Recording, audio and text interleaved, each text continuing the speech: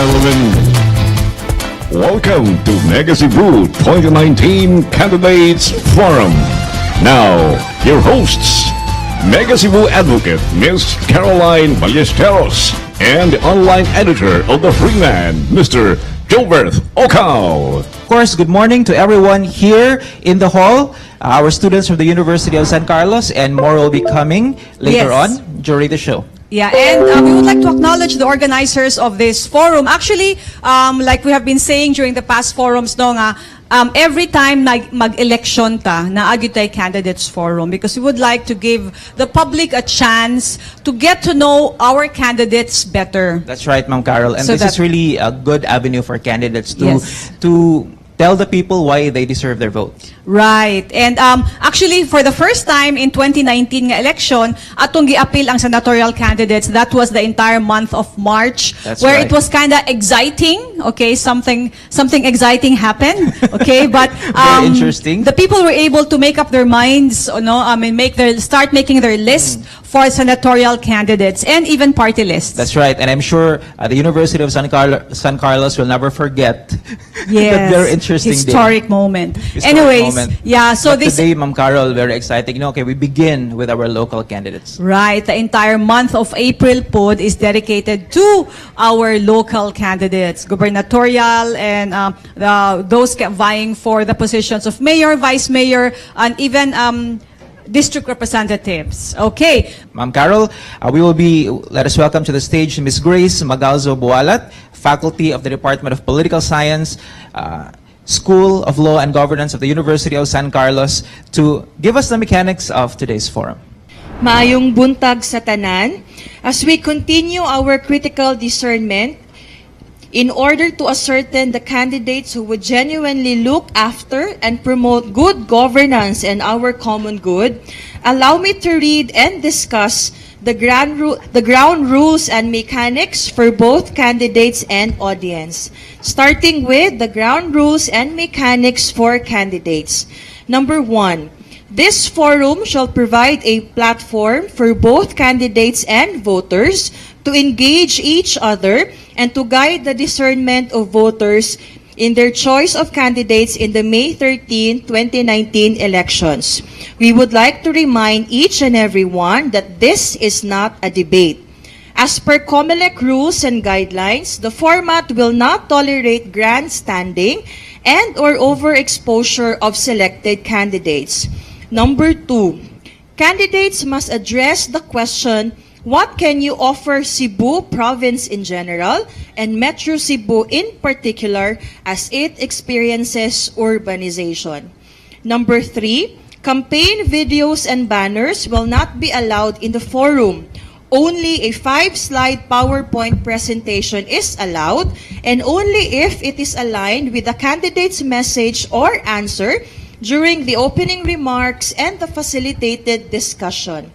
Number 4, be mindful of your time allocation. All candidates must strictly follow the allotted time per segment. Opening and closing messages are limited to a maximum of 3 minutes per candidate. The host will provide the cue for your time allocation during the facilitated discussions and the interaction time with the audience. An electronic timer will guide each speaker for this purpose. Number 5, no candidate is allowed to use foul language in both the main speech and responses. A candidate who violates this rule will be reprimanded. If the offense is repeated after the reprimand, the candidates will be politely asked to leave the forum. Number 6, candidates are instructed to engage each other with respect and dignity. Speakers are not allowed to use insults and damaging insinuations against each other, especially if these are triggered by heated discussion. And number 5, a limited number of campaign supporters may join the delegation of the candidates, but they are not allowed to openly campaign or, as per university policy, loiter in any part of the campus. Let's now proceed with the rules for audience and participants this time. Number 1, we have a multi-stakeholder audience from the academe, that is educators, students, and staff, and also from different sectors, namely labor, transport groups, urban poor, women, agriculture, among other sectors. Number 2, as stakeholders, our primary question to each candidate is, what can you do for Cebu province in general and Metro Cebu in particular? Number 3, to ensure that issues from all sectors are tackled, questions from the audience may be written in sheets of paper handed out by ushers at the forum. Questions will be checked and finalized by the screening committee. Number 4, no foul language will be tolerated from the participants or audience in their questions or even random comments. Ushers will approach violators in their seats to duly reprimand them. And finally, number 5, noise will not be allowed for the entire duration of the forum. Those who disturb the session will be reprimanded and may be asked to politely leave the hall as needed. I hope the ground rules and mechanics are clear. With that, maglaruhay ta and welcome to the University of San Carlos. All right, thank you very much, Ma'am Grace. So now let's introduce our candidates. All right, Ma'am Carol, actually both our candidates are from PDP Laban, Partido Demokratiko Pilipino, Lakas ng Bayan. Our candidate for governor for 2019, one of our candidates for governor, 3rd District Representative Gwendolyn Garcia. Ma'am? Ma'am. Yes, Diri, please. ma'am. Okay. And our candidate for vice governor, Ms. Daphne Salimbangon.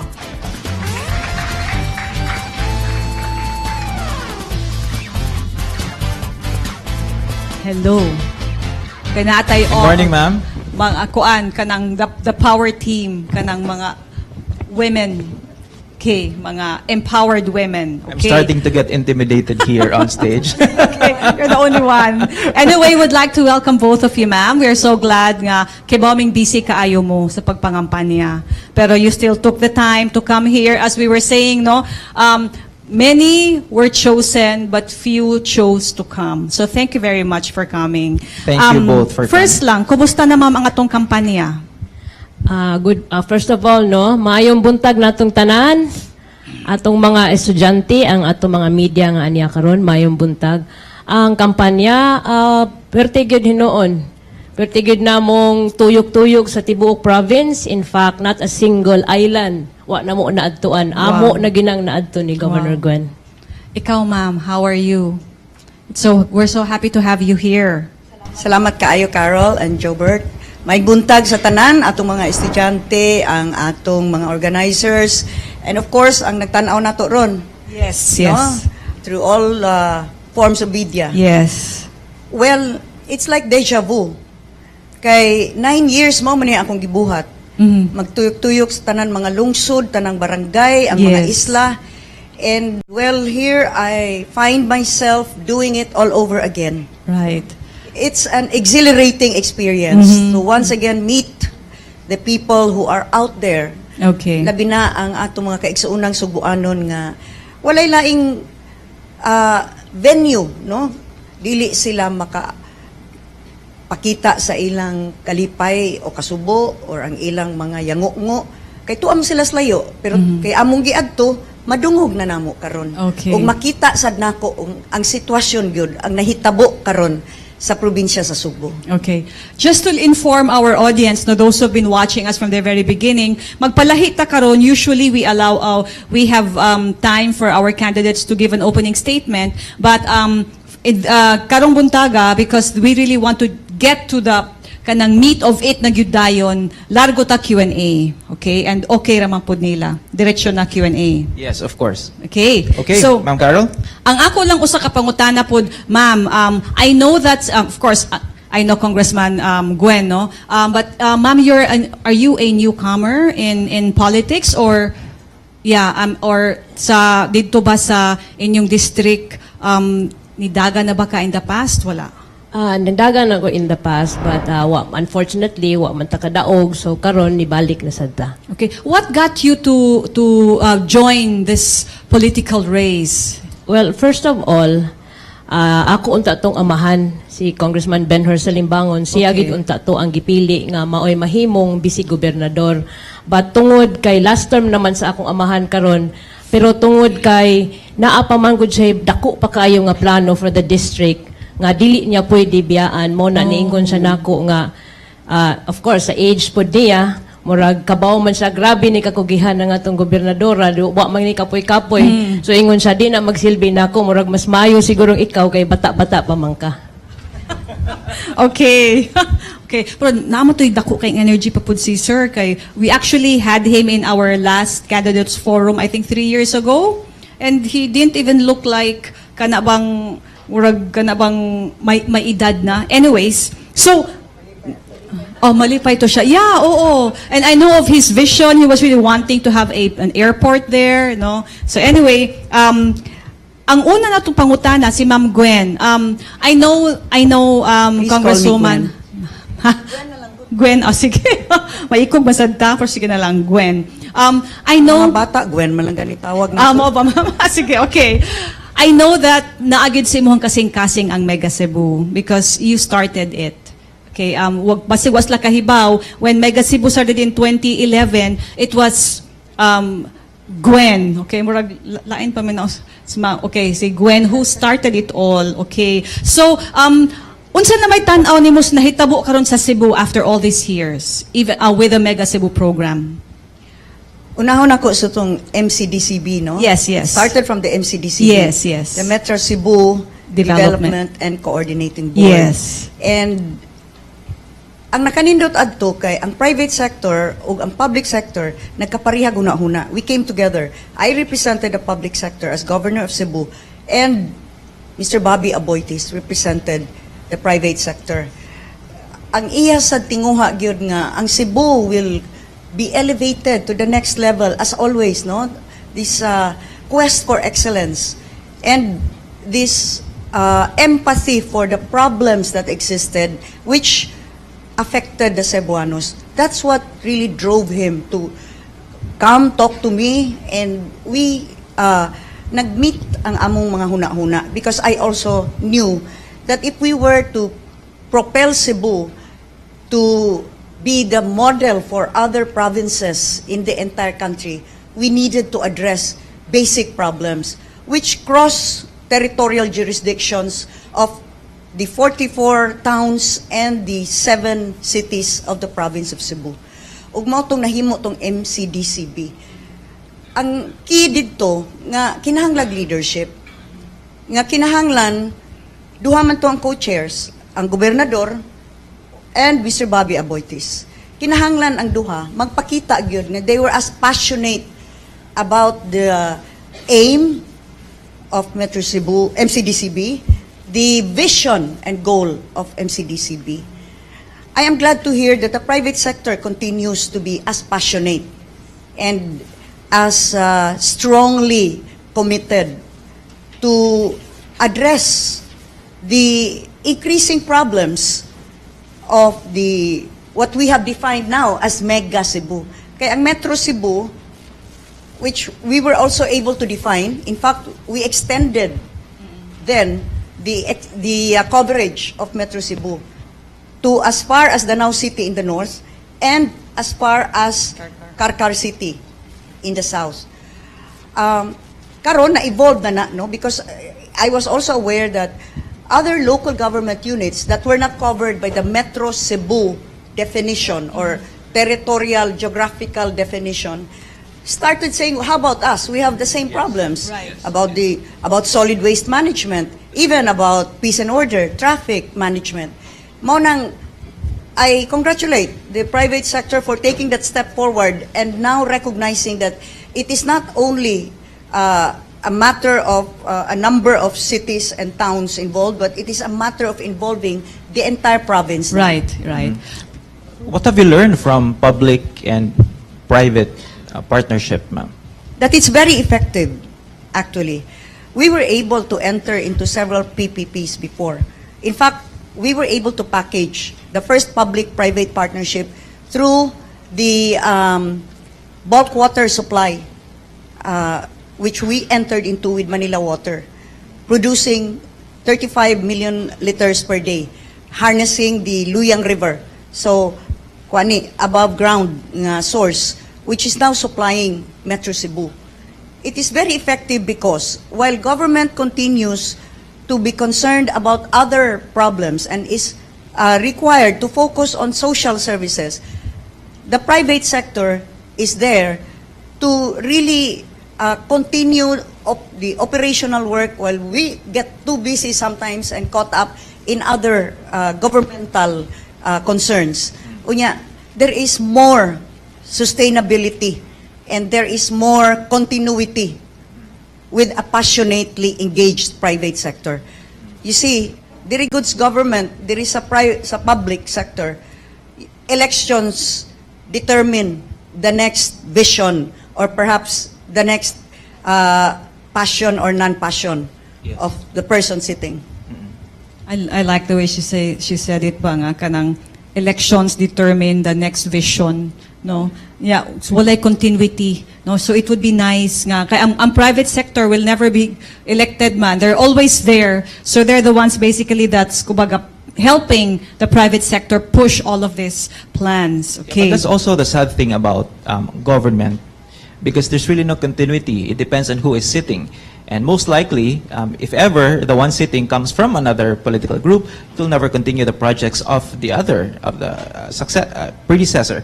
Okay, Ma'am Carol, let's go to our first theme for today, transport and traffic management. Yes. I'm very interested in this because ang Cebu is starting to be like Manila, if not maraka-level na sa Manila, no, as far as traffic is concerned. Sa imuhang pag-adto sa Manila, ma'am, and knowing that you know how the traffic is there, would you say that Cebu is actually like Manila or worse than Manila in terms of traffic?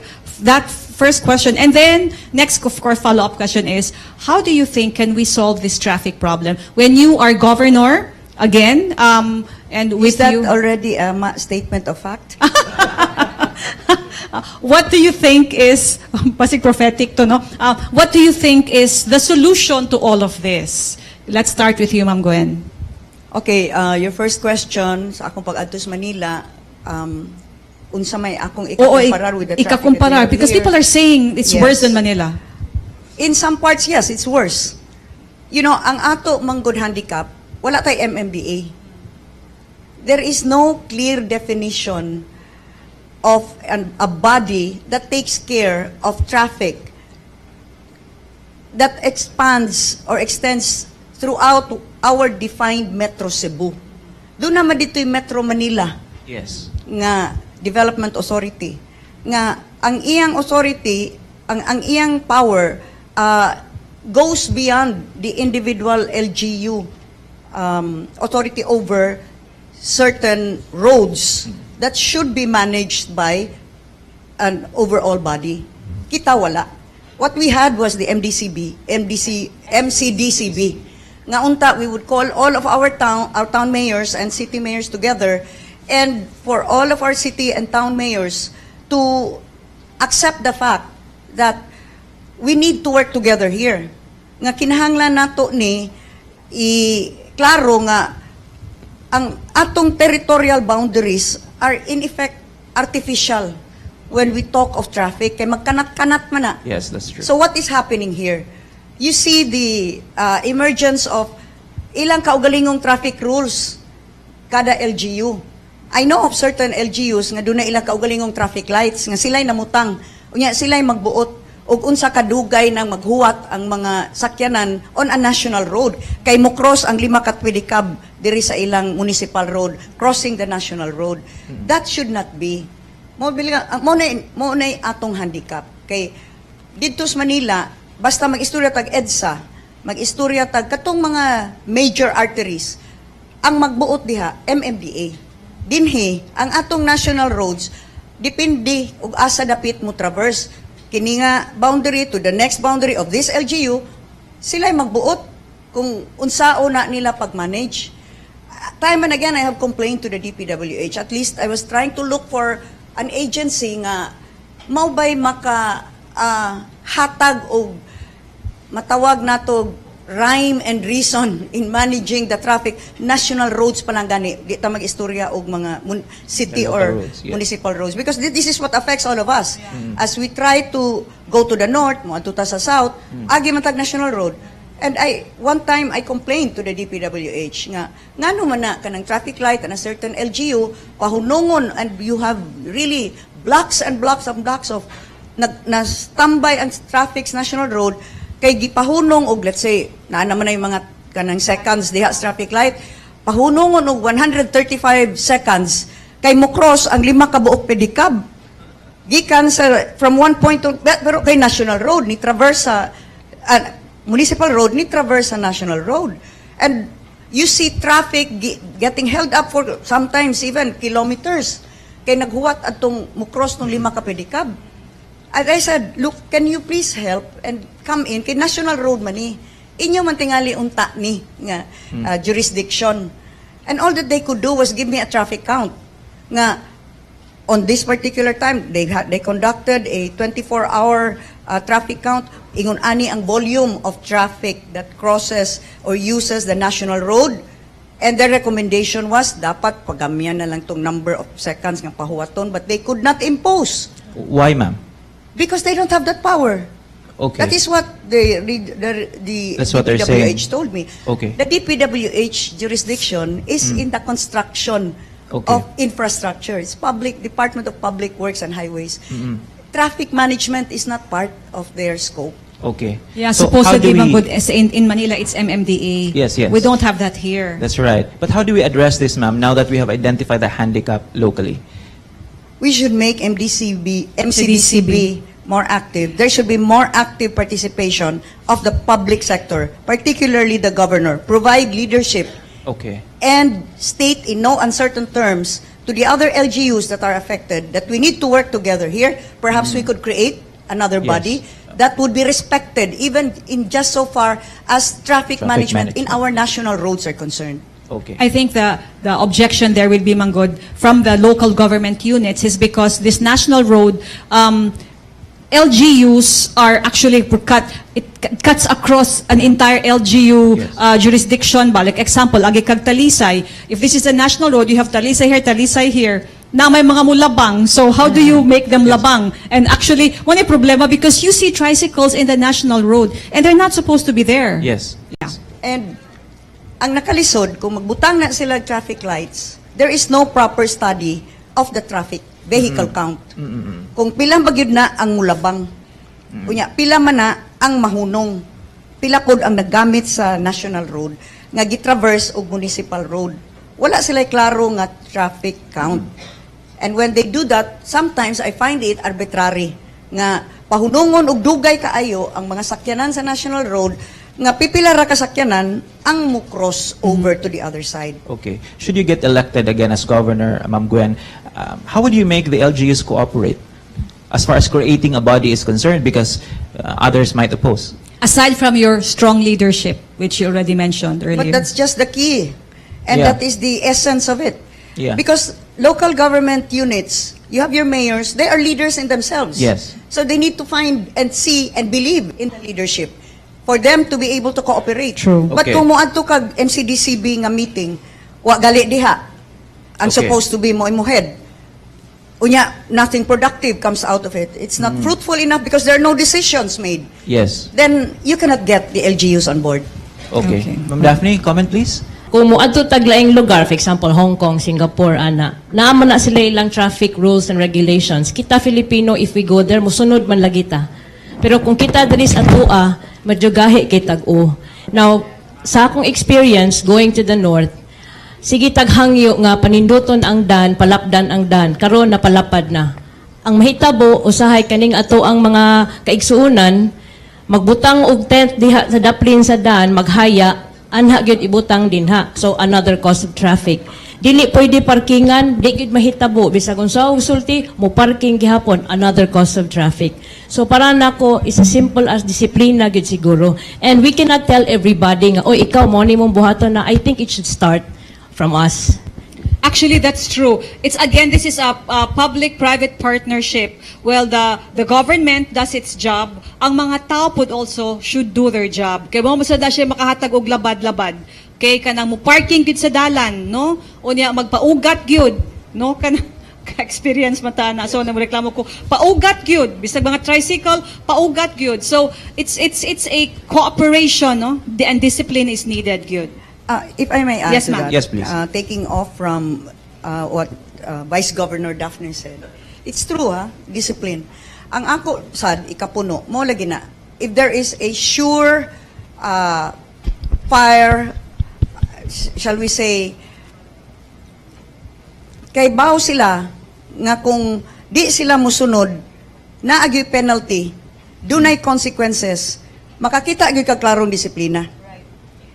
Dito sa Amerika or anywhere else, Hong Kong, if you commit a traffic violation, Yes. there will be consequences. Yes.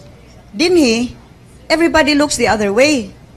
Now, we go back to what I was saying. You need that body. Maybe the MCDCB could be a start, where all of the local government units will agree, pirmahay tag memorandum of agreement nga kung national roads gani mauni ang atong rules. Unya kung dunay dili musunod ana mauni ang penalties. In dito sa Metro Manila ang MMDA can clear. Pwede man sila naman sila mga clearing operations. Yes. Ipang-impound pa mga vehicles. Dinhi wala. Nagdepende ra na sa mga LGU. Mahadlok man gud sila nga mo impound kay kanang mapildi sunod election, correct ka ma'am? But you know what, it's not just outside of the country, because if you go to Subic, inside the Subic area, no, the people there are very disciplined. Bisag white tao, basta nice stop sign, mohunong yun sila. Yes. But this same driver, when he goes out of Subic, he goes back to becoming a barumbado driver. Why is that?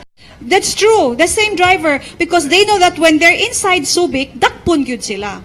So sa gawas, kaya may manakop, back to discipline. And so if we could replicate Subic several times, because sa ato daghan man gud ning mga LGUs That's true. involved. Right. Okay. So that's nice, no? Naamang po tayo gipanghimo karon sa MCDCB, ma'am. In fact, nahuman naman to naksi, no, ang the Metro Cebu Urban Transport Master Plan, where I think that's the solution sa mga tao nga how can they cross to the other side without really blocking the national road, no? Naanay mga studies and hopefully this will be implemented. I think a more immediate for me, just observing traffic flow. And this was implemented by the MMDA. Ang pinakadali gyud nato mahimo, let us develop U-turn slots. Nga dili katong mo cross diri kinahanglan gyud pahunungon ang tanan kay mo cross siya ngadto sa pikas. Kung doon na tay U-turn slots, mukuyog siya sa flow sa Naas National Road and then somewhere adto na siya mo U-turn. Ang nakalisod man gud sad nato dinhi nga kinahanglan ang pinakaduol o pinaka-convenient at the expense of others. Yes, that's true. It's time that we think about the greater picture. Nga kung ang atong gihimo kay para sa atong kasayon, wa ba na makahasol og perting daghana. So immediately, dili ta maguna-una pagay magbutang ta diha og unsay nga ana skyway, U-turn slots. Simple kaayo. Okay. That's a short-term solution because very good point of Ma'am Daphne to talk about discipline. But then again, maybe that's the most difficult thing to solve because the change of values. And Yeah. No, a surefire method of imposing penalty. Right. That anak kakitag discipline. Ang kahadlok Okay. pa. Kahadlok sa balaod. Kaya kana, like take the example of Subic. Ano malagi nga makatuman man didto. Eh ni gawas balik naman pod. Okay? Ma'am Daphne? Actually, in BGC, in Fort Bonifacio, it's the same thing sa Subic. Once they go inside there, because dito man kundi puyo before kung decide mo dagan, nindot kaayo dito. Kay ang mga tao dito, disiplinado kayo. Mga drivers, they cannot stop kung dili gyud diha gyud mismo sa bus stop or jeepney Right. stop. And then there's no tricycle there inside. It's not allowed. Yes. So dito, even if it's traffic, pero moving siya. Okay. Okay. So anyway, let's move on now to road improvement and infrastructure development. Ang atong mga usa po na ka problema po nato because there are more cars because these car companies have KPIs to be able to sell X number of cars in a year. So nakadugang ang mga auto. And it's much cheaper na, Ma'am Carol. Yes, Yeah? sometimes no, but Yes. the roads are still the same. It's not like you buy a car, bring your own road, no? So, so that's why people are having a hard time ka nagadaghan na magandang sakyanan. So, is there a chance pag yun, ma'am, when you're governor nga, kani atong mga dala na palakdan? She's stating it like a matter of fact. Go ahead, Thank Ma'am you. Gwen. Which is exactly why the President's Build program hits the problem right on the nose. Kay kinahanglan gyud nato i-upgrade ang atong infrastructure. First, with our national roads. Yes, there are more and more cars using our roads. Kay, as you said, sayo na kaayo makakuwag sakyanan karon. And so, we work very, very closely with national government insofar as our national roads are concerned. On the other hand, doon na biya po'y responsibility ang probinsya, ang provincial government. And we have what we call our provincial roads, which also need to be upgraded. I asphalted close to 1,000 kilometers of provincial roads in the past, in my 9 years as governor, because I knew that these were also key to development in our towns, especially insofar as farm-to-market roads are concerned. Anaman mo agi ang mga produce Yes. diretso to sa market. Mo nang ato nang gipangaspalto. Well, I've been around the province, as I said, in this past, since October pa, sige kong tituyok. And I am sorry to say, our provincial roads are in a dilapidated state. Walay maintenance. I need to address that immediately. Should, God willing, I become governor. Pero mo, nindot pa ya ang mga provincial roads kung ting election. Makabantay mo? Asa ato mga Di natutunan, lang Ma'am maapas. Okay, what you could have done in 6 years, you're trying to cram Right, oo. in 3 or 4 months. Yes. Ma'am Gwen, asa ato mga nakitaan nga mga that we need to fix? Asa ang mga areas sa province where Provincial there are roads, roads? Yes, just last provincial night, roads. niadto Yeah. ko dito sa Barangay Kabadyangan, dito Okay. sa Liloan. I asphalted that all the way to Kabadyangan. Karon pagpadung na mo dito ni sakit akong hawak. Kay naa na may mga areas nga nangaguba ng dan. Okay. Unya wala man gyud ma-address. Dali Wala na ra man maintain. unta. Okay. Unya kung gamay ng daot ug di na nimo tagdon in 6 years mudako na kayong kadaot. Right, Okay. right. Oo. So imbes kay spaltado smooth unta mo na sakit imong likod gituod kay libaong naman kaayo. Okay. So anyway, Ma'am Daphne? Yeah. Maybe Ma'am Daphne would like to say something on... Same as Yes. what Governor Gwen said. Mga provincial roads, manggod karon. Sa experience namo sa district namo, ang congressman, national road raman ang ma-repair niya. As much as ganahan nato i-repair, ganahan sa congressman i-repair ang provincial road, mangayo mig help from the province nga pareha sa panahon ni Governor Gwen sa una with my dad, nag-abot pa man ni sila. They have what they call Curambos Project. Silang duha nagkasinabtanay na may mga provincial roads nga di pwede ipasiminto sa atong congressman kay national man, silang duha magsabot sila na pasiminto gina nila tanan nga provincial roads. But sad to say karon sa administration karon di man magkasinabot, di man muuyon ang kasamtangang naglingkod as governor. So wa gyud tay mahimo and sakit hunaon ba kay actually sakto na it's very expensive to farm in the city. So adto gyud ta mag-farming sa probinsya.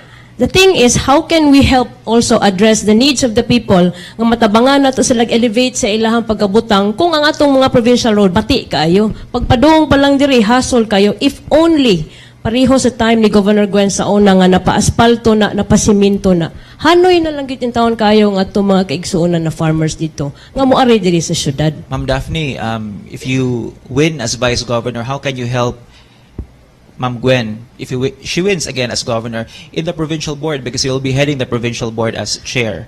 Well, i-impose gyud nato, maninguro gyud ta nga kinanglan mo approve gyud ang mga board members. Kay wa man tay buhaton nga decision nga dili para kaayuhan sa majority. Ang atong gibuhat para gyud na sa kaayuhan sa tanan. So kung naay usa diha or duha magbabag-babag, ato gyud nang pasabton na unsa may what's your point or what's your stand?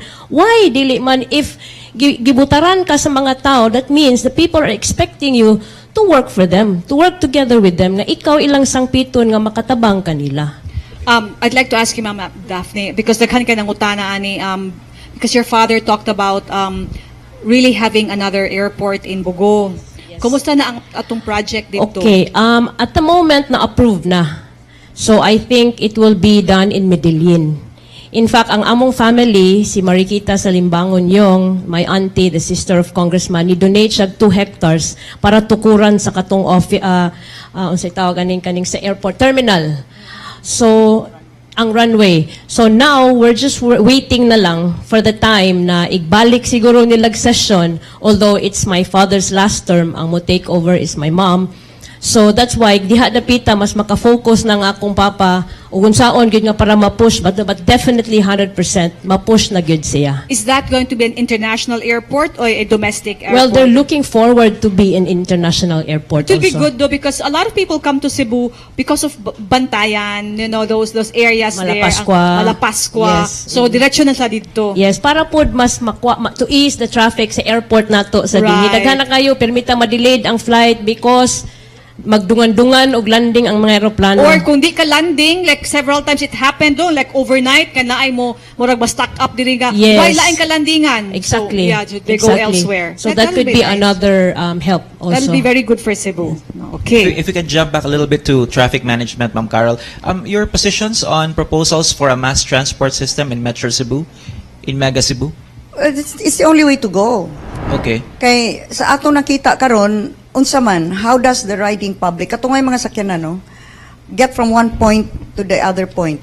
It's either manakay sila jeepney nga sa taliwa sa daan manghunong kay mga naog sila or magpahatod sila sa ilang kaugalingong sala maunang dili mulakaw kay kinahanglan manood yung jeepney ngadto sa mga lisod na kaayo nga areas or manakay og tricycle or manakay tricycad or ang uban gani well dili na siguro tong habal-habal to ano mas mga barangay. Pero karon din sa Metro Cebu area nagka tunga manggod pila man na ka jeepneys on the road. Pila man na ka taxis on the road. In the meantime, ug na kay mass transport system.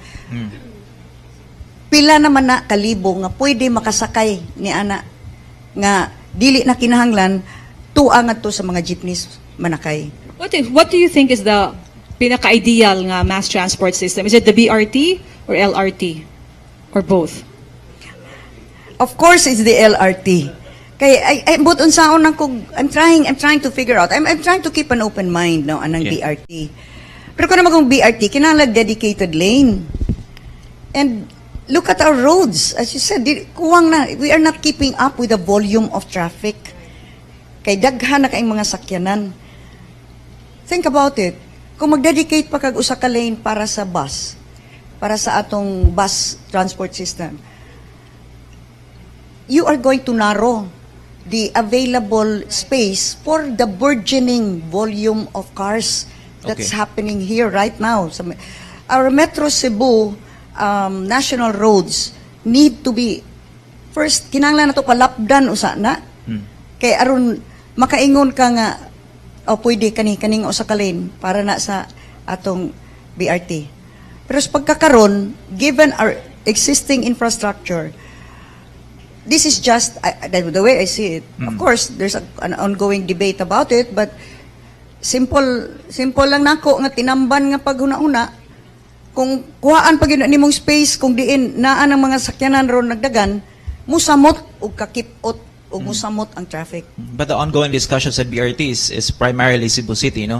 But if we talk about inter-LGU transport, LRT is the way to go But for we're you. talking about Metro Cebu, Okay. right? We're talking of Metro Cebu. So Yes. I surmised your question Yes. was about the Metro Cebu Yes. area. Okay. And even our metro, have you gone all the way to Karkar? We need to widen our roads. Right. Have you gone all the way to Danao? Yeah. Mora maghapon. Okay. Pwerte dapit sa Konsolasyon, gikan sa Mandawi padong sa Konsolasyon, padong na nga to sa Liloan, pwerteng huota. Unya Okay. magbutang kag BRT diha. Di Yes. ang katong huot na kaayo, naghuot na nga mga sakyanan, ari na makuhaan pag yung space. So it's like, kung ang ato ganing national road within Cebu City, for example, kay 6 lanes naman na siya, maglisod pa man gani.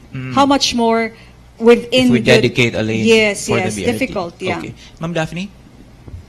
LRT, of course. Okay. Naman tay coastal.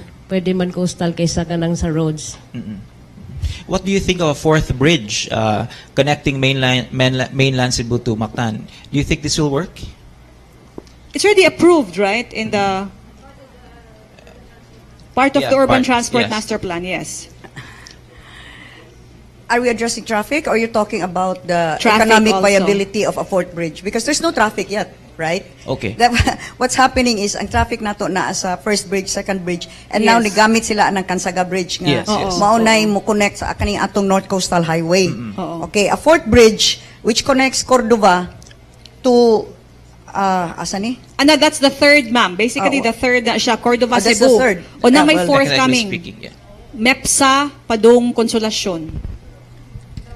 Mandaway pa ba siya? It's in Mandaway, yes. Is that okay, if you're talking of that, kibaw ka kanang MEPSA mao man ay makapapuno og maayo nga Right. first bridge ini Right. panggawas nila puwerteng nya especially single na, di ba? 2 lanes ra gud na. So single lane ang traffic going there, single lane coming out. That could help. Dako Yes. kayo na. Ma-east up ang traffic kay ni man na tanan ma-choke point man na diri sa Lapu-Lapu. Kanang hain atong first bridge. Yes, so makatabang gina siya actually. Anyway, let's go now to health sanitation. What are your plans in terms of health sa province? Are you planning on adding more hospitals or what? Or kaning bitaw mga programs, for example ni President Duterte nga katong universal health o kana bang sa PhilHealth bitaw, how can you support that or do you have your own plans? You know, ang sa ako, no, dili na magali plans. I already did it. If you talk about building hospitals, I built 3 provincial hospitals, 100-bed capacity. So, as far as the hospitals are concerned, you need to run that efficiently. And we need, first and foremost, to remember that our district and provincial hospitals are meant primarily to help our poor people. And this should not be treated as a business. That more importantly, we need to address our social responsibility. Adtong mga dili makabayad og pa-blood pressure, dili makabayad og kanang gapas man lang gani, dili makabayad sa ambulansya. Kay karon pabayran man. So, we have to focus more on efficiency, professionalism. We don't have professional doctors, medical practitioners na there may be some, but ang kadaghanan sa mga reklamo nga moadto sila way doktor kundi gali matug ang doktor. These are the common complaints. So kinahanglan nato mahinumduman ang atong social responsibility for the unfortunate katong mga kabus nga mga Sugboanon nga mogamit sa atong provincial hospitals o district hospitals. In terms of universal PhilHealth, I already did that. When I was governor, I challenged all of our LGUs, ang tong mayors, enroll as many sa atong mga indigents, no?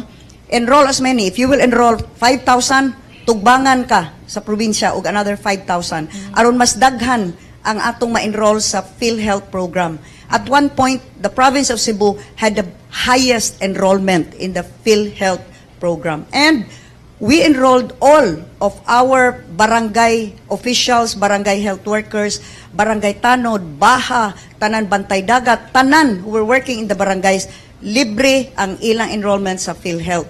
Plus, we also insured them under the GSIS Group Accident Program. Kapitulyo tanan nagbayad adto. Okay. So, wa pagani na karon ma-signed into law kining Universal PhilHealth Program. Gihimo na nako. Unsay plano nako, ibalik na nako kinaundang man. Ay, okay. Okay. Ma'am, how can we attract more doctors to our provincial and district hospitals? That was a perennial problem, Yes. actually. Ang nahitabo manggod, kada district hospital, doon na items, no?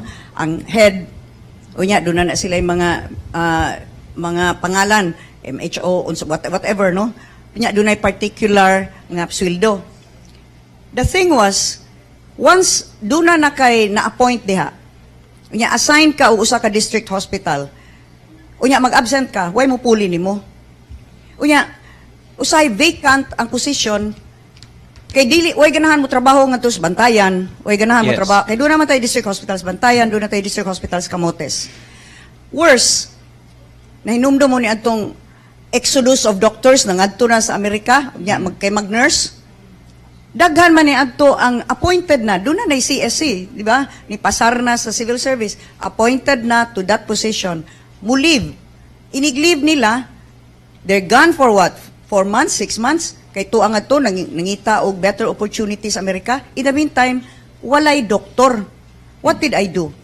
I decided, and again, this is a private partnership in a sense. I decided nga atong i-outsource ang mga doctors, nurses, health aides, drivers even, i-outsource ta ni atong gipabidding, unya, kadto ng private service provider, iyan na tong responsibility that there is a doctor 24 hours, 7 days a week, dinha nga district hospital. Kung mo absent man ang doktora, iyan na tong tulubagon nga magbutang og lain nga doktor.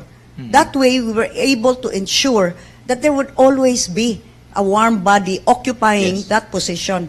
Wa na ko nang appoint, kay inig-appoint nimo, sila na nagkupot sa position, kung absent or mag-leave sila, wa na'y doktor diha. Ang akong gihimo, in the same way ningon ko, maka-outsource man ta janitorial, maka-outsource man ta aning security. Why can't we do the same for these professionals? And it worked. Moto among gihimo. Motong doon na gyud doktor pirmi, doon na gyud nurse. Bisan gani ang mangluto para sa mga pasyente, doon na gyud na pirmi kay outsourced man to. Unya, we shifted the burden of seeing to it that there would always be a doctor in the hospital from government to the private sector who was providing the professional services. This was also discontinued? Sorry? And this was also discontinued? Maybe you can ask your next panelist. Ma'am Daphne, Okay, any word? in addition to katong health bill Yes, please. sa atong presidente, before it happened, it's the same thing with Governor Gwen sa iyang district, sa 3rd district. In 4th district, my father launched, we have a health card. Butang mig pundo sa Vicente Soto, we have pundo in Eversley Hospital. All our constituents, tagaan na mo ana. So kung hospital sila, wag gid sila bayad. As in, not a single Zero. cent good. Zero good. Mas maayo pa dito, no? Kaya ato kang private, pa ngayon maka-down payment. According to 2015 National Nutrition Survey conducted by the Food and Nutrition Research Institute of DOST, Cebu ranked first in Region 7 on issues of malnutrition and overnutrition. Ma'am Gwen? I thought at least na first na ang Cebu, nya di ay malnutrition man di ay. And overnutrition. Remember in 2015 dili na akong gobernador. I don't think I should answer that. Okay. But should you get re-elected? What You will know, be the we had plan? several health programs, no? Naama na tanan. Unahan ako. We pushed for Go Organic, no? Sa tanan nga mga lungsod ug cities. Organic na, organic farming. We're talking about health. Ikaduha, when there was a shortage of rice, we pushed for the saksak program. Unsa man ang saksak? Isagol ang kamote o ang kanon para mapunan og volume, mas nutritious pa. We pushed for food always in the home. That became a program sa atong women. Nga, mananom sila mga lakatan, mananom sila, you know, maski ilang mga, kung makahimo sila, makapananom sila kamatis, nga makaon mismo sa ilang panimalay. Ma'am Daphne? Same with Governor Gwen. I agree with Governor Gwen. Pareho na po sa mga senior citizens. Sa panahon ni Governor Gwen, pinangga kaayo, tanan, gitagaan nila. Karon in town, everywhere we go, halos majority sa among crowd, seniors in town ang mutambong. Kaya nga naman, nakita nila sa una sa panahon ni Governor Gwen, and now, they want it again. So we keep addressing these issues ba nga. Kani mga seniors, pila na lang po biya katuig, mahabilin silang kinabuhi. They cannot work. Most of their children are also working. So they are left alone sa ilang balay. Luoy kaayo. So if we go there, maminaw ka sa ilahang mga yangungo, maluoy ka, simple things naman na, tambal, mga gatas, mga chinelas, like what Governor Gwen did. Mo na, nindot gid untaog na padayon to siya. We have a question here from Ms. Daphne from the From a private private sector. citizen. Yeah. A few years ago, Bogo was working on its seaport to develop and to be part of the National Nautical Highway. Shouldn't this be a more viable project than the international airport? Ma'am? First of all, ang bugo, dili na amoa. Okay. So I cannot answer to that. Mas mayo pa ang tanong ng mayor diha. If I may just add, Go ahead, please, ma'am. just to update the person asking, na may port dito. Naaman. Sa Puting Bato. Pulang Bato. There's already. This was inaugurated by the president, the former president, Gloria Macapagal Arroyo. Just to update and enlighten the one questioning. Yes, another question for Ma'am Daphne here on public safety. For Duterte, President Duterte declares Cebu as having the highest drug rate in the country. During his speech in the 10th National Congress in the Philippines, Councilors League.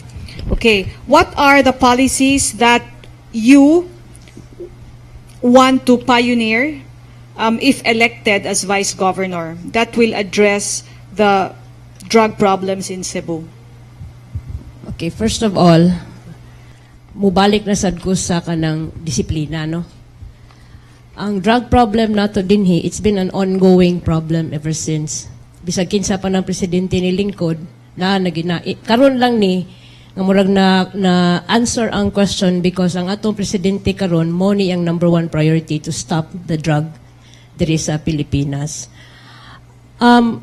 Kung wala gud tay disiplina sad ug wala tay action mismo from the government nga kanang stricto kanang iron fist ba kanang isog ba nga muhatag bitag implementation na kanang kinahanglan karon nahitabo naman na no na naman na stricto naman ang atong implementation na but still na ang mangyapon ang drug problem.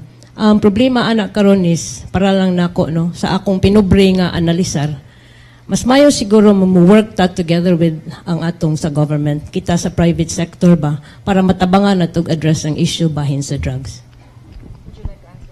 Yeah, if I may just add, it was during my term that I created the CIPADAC, the Cebu Provincial Anti-Drug Abuse Council. What was it? It got all the agencies on board. Kay whenever the PIDEA would report, moingon sila mauni ang problema sa mga barangays, ingon ani ka percent nga drug influence, nga drug abuse tanan. And I would ask them, pila man mo kabuok?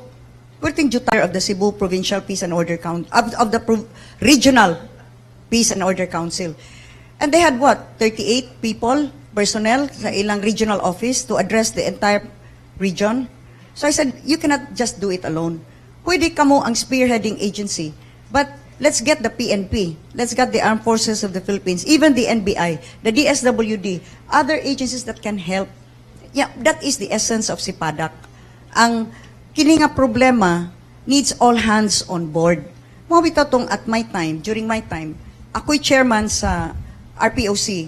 When I suggested this nga mo na ang PNP tabang mo kay mas daghan man mo personnel. At that time they were over 1,000 sa province alone. Mas daghan mo makatabang sa PIDEA. PIDEA will be the spearheading agency. Pero kamo i-deputize mo sa PIDEA after the policemen would have undergone a seminar or a training session. Do you know what happened in that RPOC meeting? The assistant regional director then of PNP objected. According to him, dili na mo i-mandate sa PNP. Wa magud ka-attend ang regional director, ang assistant regional director. Do you know who he was? General Garbo. He objected ngano ko nung mo-appeal ang PNP. And right then and there I said, I cannot understand your objections. Kay doon naman tayo process, i-deputize man nato. Kay we need to help PIDEA. The drug abuse problem is a problem that concerns all of us. Karon, pagkadungog sa RD, he went to my office, the regional director. Ringon siya, I'm so sorry, that is not the thinking of the PNP. We will help.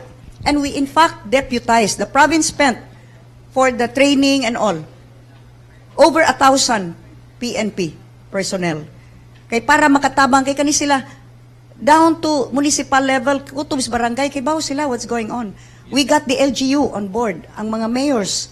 We activated the BADAC, ang katong barangay Anti-Drug Abuse Council, and provided incentives. We had the Witness Protection Program. We had the Tipster Program. Ato na tanan with incentives so that we could truly, meaningfully fight drug abuse. Anyways, so to all of those who are watching right now, you've heard our candidates and all of the issues that must be there in your minds about the Balili and the CICC. They have been answered. So, ma'am, we'll give you this time now to address our audience for your closing. Let's start with you, Ma'am Daphne. First of all, thank you so much sa time and thank you also for listening maski tuod na mubo ra kayo ako mga answers. Kay honestly, I'm not used to this pag yun. But anyways, thank you again. Thank you. We actually appreciate, ma'am, your trying this, no? Kay kanang it's hard to serve the public, no? And then we know that your life will no longer be kanabang private na ba? Kanang you're now going to be public property. So the fact that you accepted the challenge is already something. Thank you. And we need new people, basta new faces. Okay. Thank you. By the Okay. way, Ma'am Gwen, what advice did you give Ma'am Daphne as a newcomer? You know, I did not have to give her advice. She just observed me and did what she could. And she has really stepped up to the plate. Sa ako, no, believe kay ko, kay wag ko na siya maanad nga, distrito ra guto yang tuyok-tuyukan. Nya karon north to south, east to west, hasta pa mga isla. And she has been a real trooper, ha.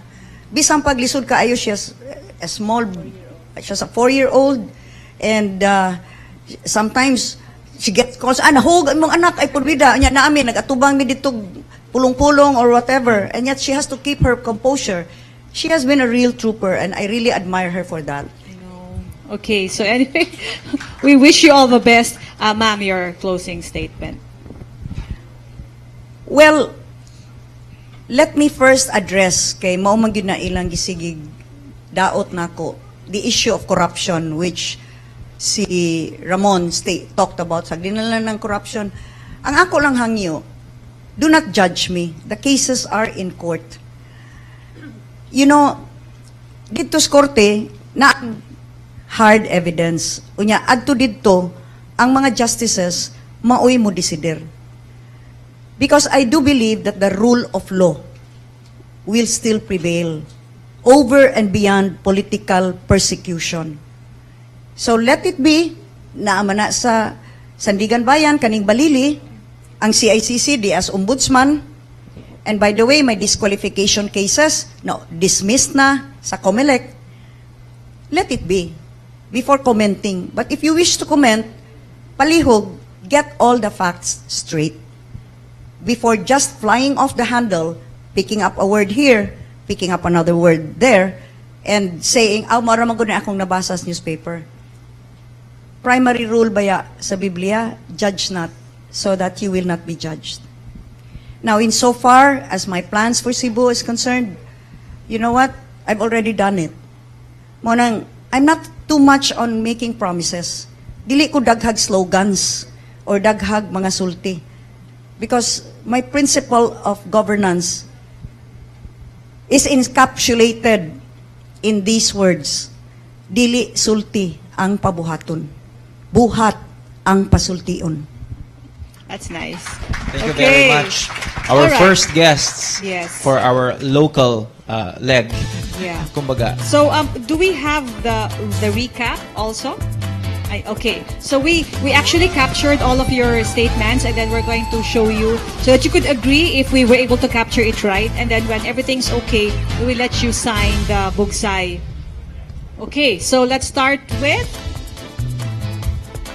Okay, for Ma'am Gwen, on transport and traffic management, create a metro traffic management body, MOU with localities, common problem traffic lights with different timing in different localities. Strong leadership is the key to get LGUs to cooperate. Need surefire penalties and consequences to bring out discipline. And the fast answer is U-turn slots. Next. On road and infrastructure development, LRT is the ideal mass transport system. Need to widen the roads. On health, sanitation, and waste management, resume widespread PhilHealth enrollment. On district hospitals, revive past scheme of outsourcing doctors, medical staff. Focus on efficiency and professionalism in district. Landfill is not a solution. Push for waste to energy. Resume incentives for neglected barangay health workers. On environmental management, need a holistic plan for water supply, tap, and management. Tap Cebu rivers, waterfalls, aquifer. Tap private-public partnerships like, Surface. Not aquifer, but surface water, please. Okay. Yeah, it's already. It's seeping already. Seawater seeping already. On tap private-public partnership like the Carmen Bulk Water Supply. On heritage, culture, and tourism, rekindle Cebuana pride to make Cebu #1 again. Pioneer countryside tourism. She pioneered countryside tourism during her term.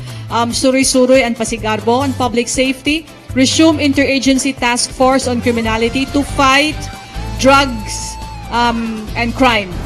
On metropolitan management, key is passionate leadership and to strengthen Metro Cebu Development Coordinating Board. Private sector support provides continuity. Resume forging sister city agreements. Cebu lags behind other provinces in economy, competitiveness, infrastructure, and it's no longer #1. On the cases, the idle CICC a lost opportunity due to politicking. Pending Balili case, property is more valuable now. On corruption cases, let the courts decide.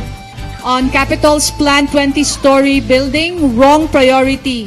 Spending and unprecedented loan. Violates 3 laws. Right, you mentioned The that. Local Government Code. Second, the Procurement Act. And third, Republic Act 10066, which is the National Cultural Heritage Act. Okay. Everything's okay na, ma'am, with you? Uncaptured. Okay, can we have the book side, please? But anyway, thank you very much, ma'am. And can we please ask you, I'm sure you're used to signing this already before, when you would attend meetings before.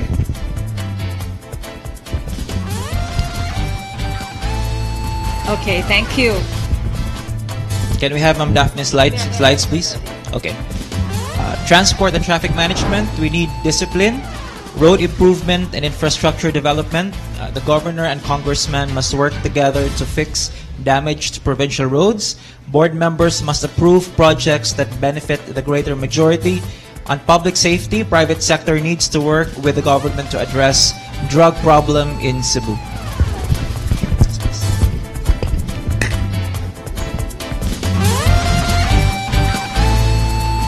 All right, so, Thank you so much. ma'am, can we give our candidates a very big hand? Thank you so much. There. And can we ask Sir Bobby to come up on stage and Ma'am Enaxi, Eileen, Ma'am Brenette, or Grace on stage? Can we give our candidates a round of applause, please? And we wish you all the best. Running for Vice Governor, Daphne Salimbangon, and of course, running for Governor, 3rd District Representative, and former Governor Gwendolyn Garcia.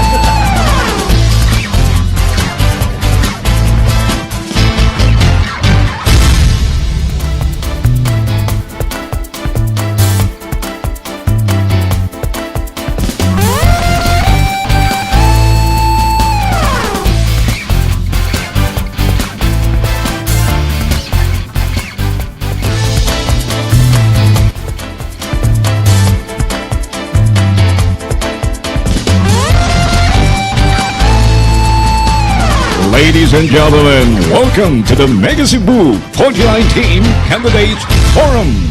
Now, your host, Mega Cebu advocate, Miss Caroline Ballesteros, and the managing editor of CDN Digital, Miss Chris Everett Lato Rufulo. Yes, anyway, good afternoon. This is our second candidates forum for the local candidates. Yes. The first actually in the month of April. Last March, we had the senatorial candidates and party list groups. Which was very interesting. Very exciting. And we were visited by a lot of senatoriables yes, here in Cebu. Yes. No? So, to all of those who are watching on Facebook Live right now, maayong hapon, wherever you are in the world, since we're Facebook anyway, maayong buntag, maayong udto, maayong gabi. Okay. And to all of those who are watching in their television sets, because we are aired over My TV. Yes. Good afternoon. Ug Good day. Naaputag Facebook Live, Miss Yes, Carol. Now, for yes. anyone who's mobile, ug busy kaayo karong adlaw, makitaan ta. And now here at the University of San Carlos. Good afternoon. On behalf of our department chair, Ms. Bernette Abrenica, I would like to read out loud our ground rules and mechanics for this afternoon's candidates forum. This is exactly the same ground rules and mechanics that we have been reading in all our candidates forum since March of this year. There are two things that we have to put in mind for the candidates and for the audience and participants. The ground rules for the candidates: this forum shall provide a platform for both candidates and voters to engage with each other to allow the discernment of the voters in their choice of candidates for the upcoming May 13, 2019 midterms election. The format is actually not a debate and will not tolerate grandstanding and overexposure of the candidates. Candidates must address the question, what can you offer for the province of Cebu in general, and what can you offer for Mega or Metro Cebu in particular, especially because that Metro Cebu is experiencing urbanization. Campaign videos and banners will not be allowed in the forum. A 5-slide PowerPoint presentation is allowed, and only if it is aligned or connected to the candidate's message or part of his or her answer during the opening remarks or the facilitated discussion. Number 4, follow strictly our time allocations. All candidates must strictly follow the time allocation per segment. Opening and closing messages must be limited to 3 minutes only. The host will provide the cue regarding the time allocation during the facilitated discussion and the interaction time with the audience. An electronic timer is actually provided for you to be guided on your time allocation. Number 5, no candidate is allowed to use any foul language in both speech and responses. A candidate who will violate this rule will be reprimanded, and if repeated after the reprimand, the candidate may be politely requested to leave the forum. Number 6, candidates are instructed to engage with each other with respect and dignity. Speakers are not allowed to throw insults and insinuations to each other, especially if it may possibly trigger heated discussions. For the supporters, a limited number of campaign supporters may be able to join the delegation of the candidate, but they are restrained from open campaigning. As per the University of San Carlos policy, they are actually not allowed to loiter anywhere in the campus for purposes of campaigning. For the audience and participants, here are the ground rules and mechanics. We have actually a multi-stakeholder audience. We have audience from the academe, that includes the educators, the students and staff, the labor sector, the transport sector, urban poor, women's sector, agriculture, amongst many others. As stakeholders, perhaps our primary questions to each of the candidates is, what can they do for Cebu province in general, and what they can do for Metro Cebu in particular. In order to ensure that issues from all sectors are tackled and discussed and be transformed into priority agenda, questions from the audience may be written in papers that are available via our ushers and usherettes. Questions will be checked and finalized by the screening committee. No foul language will be tolerated from the participants or audience in both actual questions and random comments. Ushers and usherettes will be reprimanding those who will be caught while on their seats. Noise will not be allowed for the entire duration of the forum. Those who will be disturbing the session will be reprimanded and may be asked to leave the hall if necessary. So those, I believe those grand rules and mechanics for our candidates forum this afternoon are clear. So good luck to everyone. I do hope that you sit there, ask relevant questions, and welcome to the University of San Carlos. Thank you, sir. Okay, so there you heard it. Atong mga rules sa ato ang forum.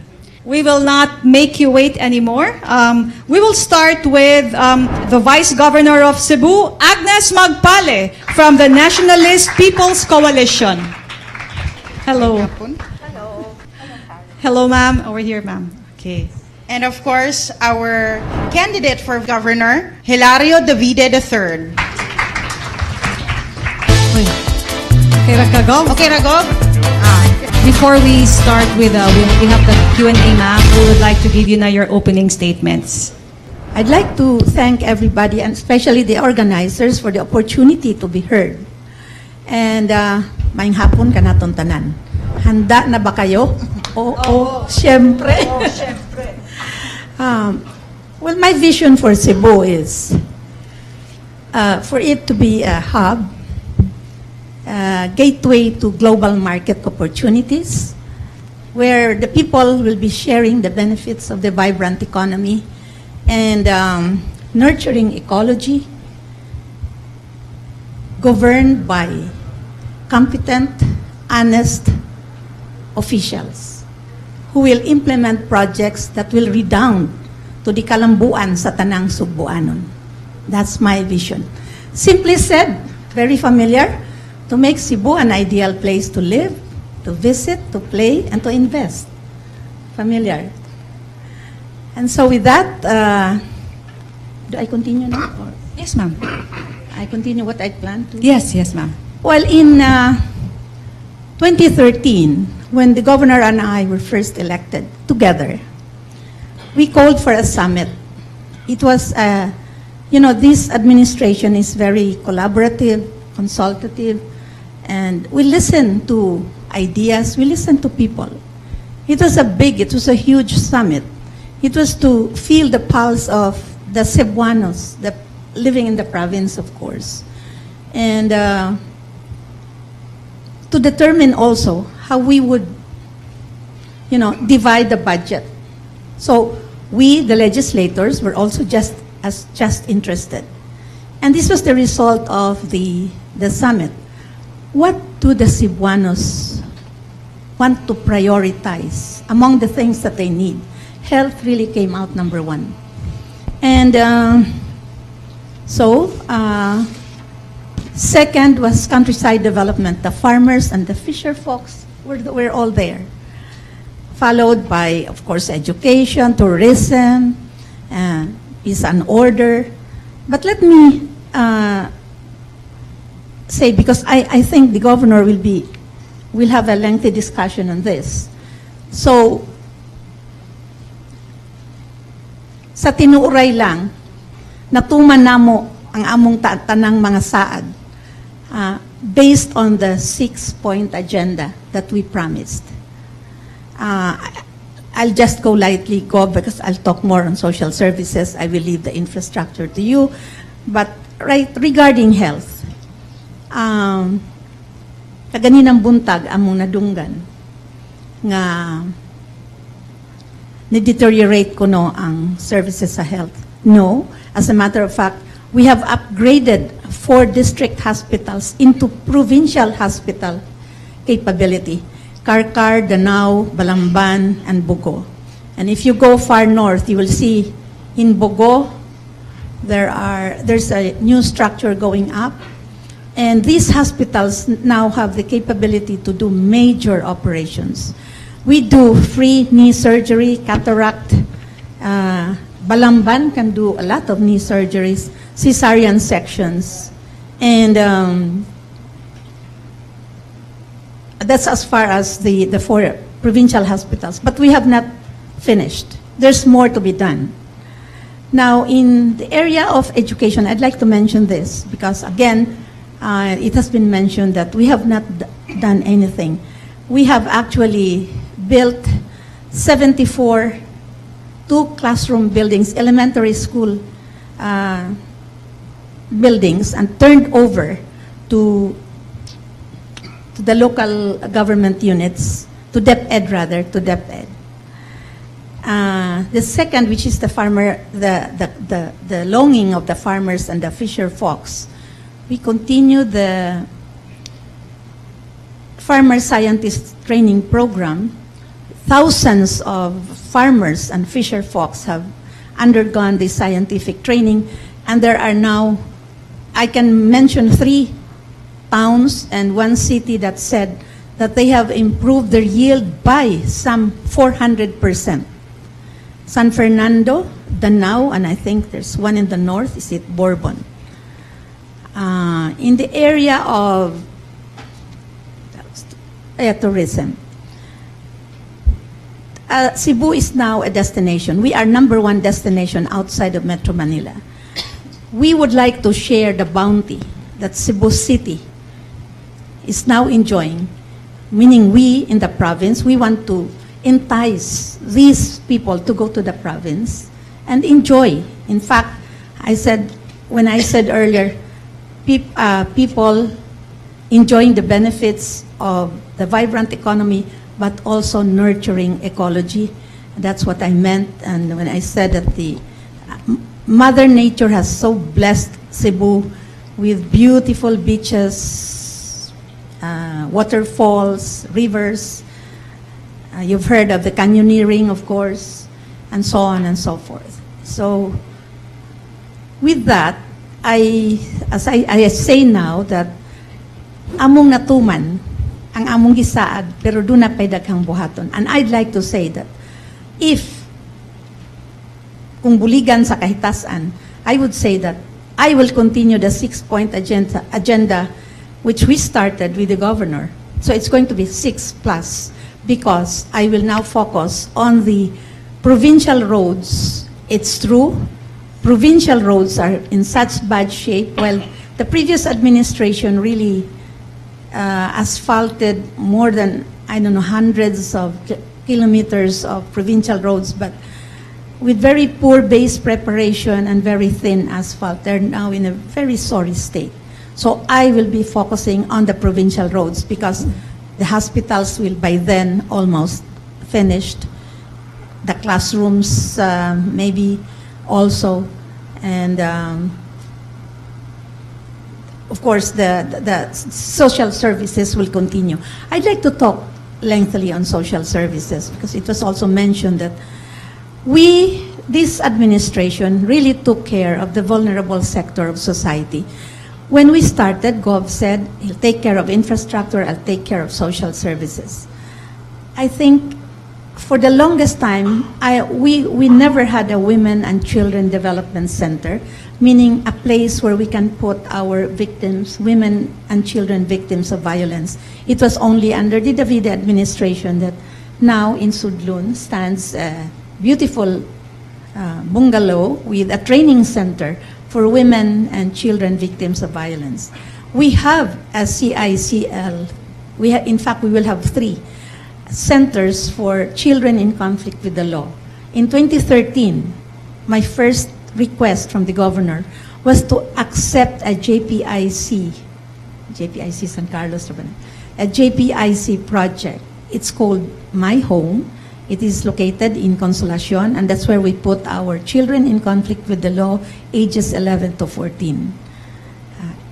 In Ayaganaga, we have put up another CICL for the South, CICL Center, and another one coming up for the women, for the female CICLs. And the 5th that I asked from the governor was a temporary holding center for children who are perceived to have, committed some offenses, caught on a Friday or overnight. Right before this, they were turned over to the social workers because the police wouldn't accept them.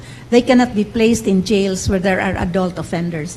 Now we have, these vans, cargo vans. We have converted them into holding centers with 4 beds, a comfort room. It's a decent place, and we have now in place in the 7 districts of the province of Cebu. So the 5 projects that I asked from the governor, gihatag yun niya nako. I listed them down when we started. This is for the children. Now, for the senior citizens, no, we haven't stopped the halad. In fact, we have added more. We have served hundreds of thousands of lolos and lolas, and we do this all year round. We give them rice, we give them sudan, and now there's a special kit where they have their mga haplas, panghaplas, alcohol, etc. And they're really looking forward to that. We also have empowered them by giving allowances to federation presidents who meet regularly at the Capitol. And from these federation presidents, we hear the needs. we, like I said, this administration listens to people. So we hear the needs of the elderly. We continue the centenarian 50,000 plus the national government's 100,000, 150,000 at what do you call that? It's not a reward. It's a check for for those who reach 100 years old. Children.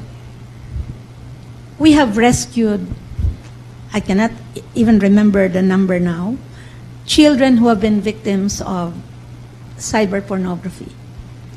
So we have a special place for them now, whereas before we had to do with NGO-run facilities where they are also taken care of. But we have our own social worker and a child psychologist to take care of them. They are the most difficult to rehabilitate.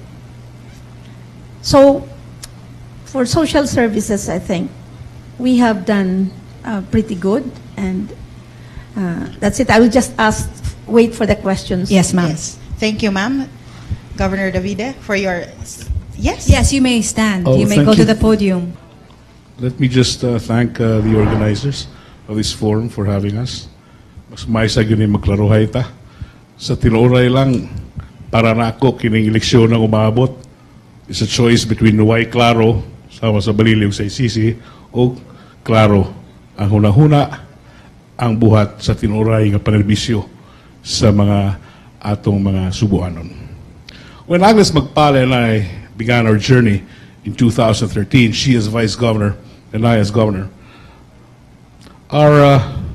we called for a stakeholder summit to craft our people's development agenda. As firm believers and strong advocates of good governance, we engaged various local government units, the private sector, non-government organizations, and development partners in a participatory and transparent manner, and came up with what is now known as our six key development agenda. Let me just walk you through a bit. As we worked hard and delivered on our mga saad sa atong mga kaisunan, we were almost sidetracked by intense, malicious personal attacks against us by a few pretenders and sore losers who wished for us not to succeed. Ang ibalik-balik na issue, gipanguluhan kini sa atong kaatbang karon nga si Davide o si Magpale walay nabuhat. Tinuod, walay nabuhat nga pagpangawat, pagpangawkaw, o paglingla. Kaya ato kanunay huna-huna ang kining atong panerbisyo, dili para sa atong kagalingon paglambo, kundi ang pagpalambo sa atong ipangalagaran. Simple raman gyud ang atong pangandoy, pero ambitious gamay. Every Cebuano has equal opportunity for a better life. We want to see Cebu as a peaceful, resilient community where people cooperate and share the benefits of a nurturing ecology and vibrant economy. Ang atong kampanya sa mga miaging eleksyon hangtod karon isukad sa maayong pagamhanan, wala sa pasundayag. Tinud-anay ug timos nga pangalagad, walay atik, walay char, walay gitago, klaro ang mga klaro ug ang mga magdumala maduol sa tanang higayon. With Agnes Magpale, we will continue to build an honest, corruption-free, reliable local government to provide quality and adequate services to all Cebuanos. This culture of governance will bring us more honors for Cebu Province. Not only our local institutions that have already recognized our milestones, but international organizations will continue to partner with us in bringing needed and value-adding services to our constituents. We hope to sustain our Grand Slam achievement when we were recognized and awarded by the Department of the Interior and Local Government with the Seal of Good Local Governance in 2015, 2016, and 2017. The Department of Finance also recognized Cebu as the most efficient in revenue collection in the entire region. The Cebu Provincial Police Office, which we have supported, was also recognized by the Philippine National Police as one of the top performing police officers in the country in their campaign against illegal drugs. In 2018, The Civil Service Commission also cited our human resource management initiatives and conferred on us the Bronze Award, the highest recognition the CSC can give to a government human resource office. These are all a first for Cebu Province. Indeed, kung sila'y pasultion, buhat ang pasultion, dili sulti ang pabuhaton. Otherwise, mabalilita o masisisita. Worse, madismiss magyuta or ma-perpetually disqualified to hold public office. These are some of the many recognitions that should inspire and challenge us to do more and do better. These should also remind us of the nightmare we have had sa mayaging administrasyon. As I've said, when we filed our certificates of candidacy, my decision to give way to Agnes Magpale was easy, without pain or reservation. Our tandem was born out of honest-to-goodness partnership, and I firmly believe that with Agnes at the helm, our beloved Cebu will continue to journey in the path of good governance. We both believe that positions are only temporary. What is truly permanent is our passion to help and serve our fellow Cebuanos. Sa tinuloyan lang, palayon kita. Salamat. Thank you, Gov. Thank you. All right, so... Okay ra. Ang atong mga diskusyon karon Gov and Vice Gov, it has themes, no? Mega Cebu, anchored on Mega Cebu. So, ang atong unang theme is about transport and traffic management. Nakahibaw na magyud ta nga grabe na kay itong traffic dinhi. What do you think is really the solution to all of this? Is it building better roads, no? Widening the roads, or having better road infrastructure? Unsa ka ang ato ang solusyon when you sit as governor and vice governor and accept na switch lang inyong mga positions? Yes, Can I start? yes, ma'am. I think the long-term solution would be the MCDB project, no? Yes. The circumferential road. But what we are doing also by improving the condition in the rural, not really rural, in the towns and the municipalities, we will be enticing people to move out of the city. And I think that will be a big help in traffic solution. So our efforts in building better communities in the rural areas is also one of the. If I may, I don't want to preempt actually the governor, but the circumferential road in the north, we have actually found a solution to bypass Kanduman, Consolacion, Liloan. You go through, we have found an alternate route which is now being improved. You pass about 4 barangays in Talamban, then you hit Mabini, Paril, and then it's Compostela. It's a combination of provincial and barangay roads.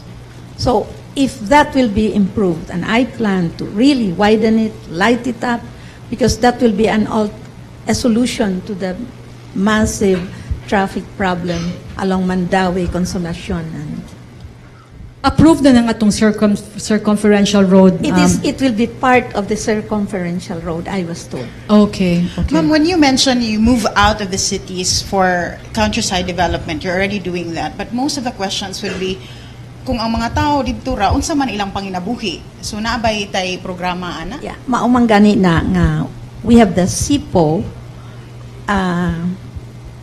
Cebu Investment Promotions Office, that is now drafting guidelines to promote investments, and hopefully it's not an easy thing to do, of course, to drive them out, but like call centers are now looking for places outside of Cebu City. Actually, that's part of the Mega Cebu roadmap, no, to develop growth clusters in the north and in the south so that ma-disperse po ang population from the metro gyud. But ato matubagon si Governor anang katong pangutana about our traffic, Gov. Thank you, Carol. Thank you, Chris. Sakto to gisulti ni Governor Agnes, nalang ko ipuno gamay. As chair of the MCDCB, and although it's really very, very sad, no, wala na si Bobby Aboitiz, the prime mover really of Mega Cebu, ato na nang gituki kanong mass transport system nato in 2013 when we assumed office. Doon na natay na endorse dito sa mga national government agencies for funding. In fact, through the Mega Cebu, through the MCDCB, we were able to secure funding for 80 million for the feasibility study sa Naga to Danao nga dan.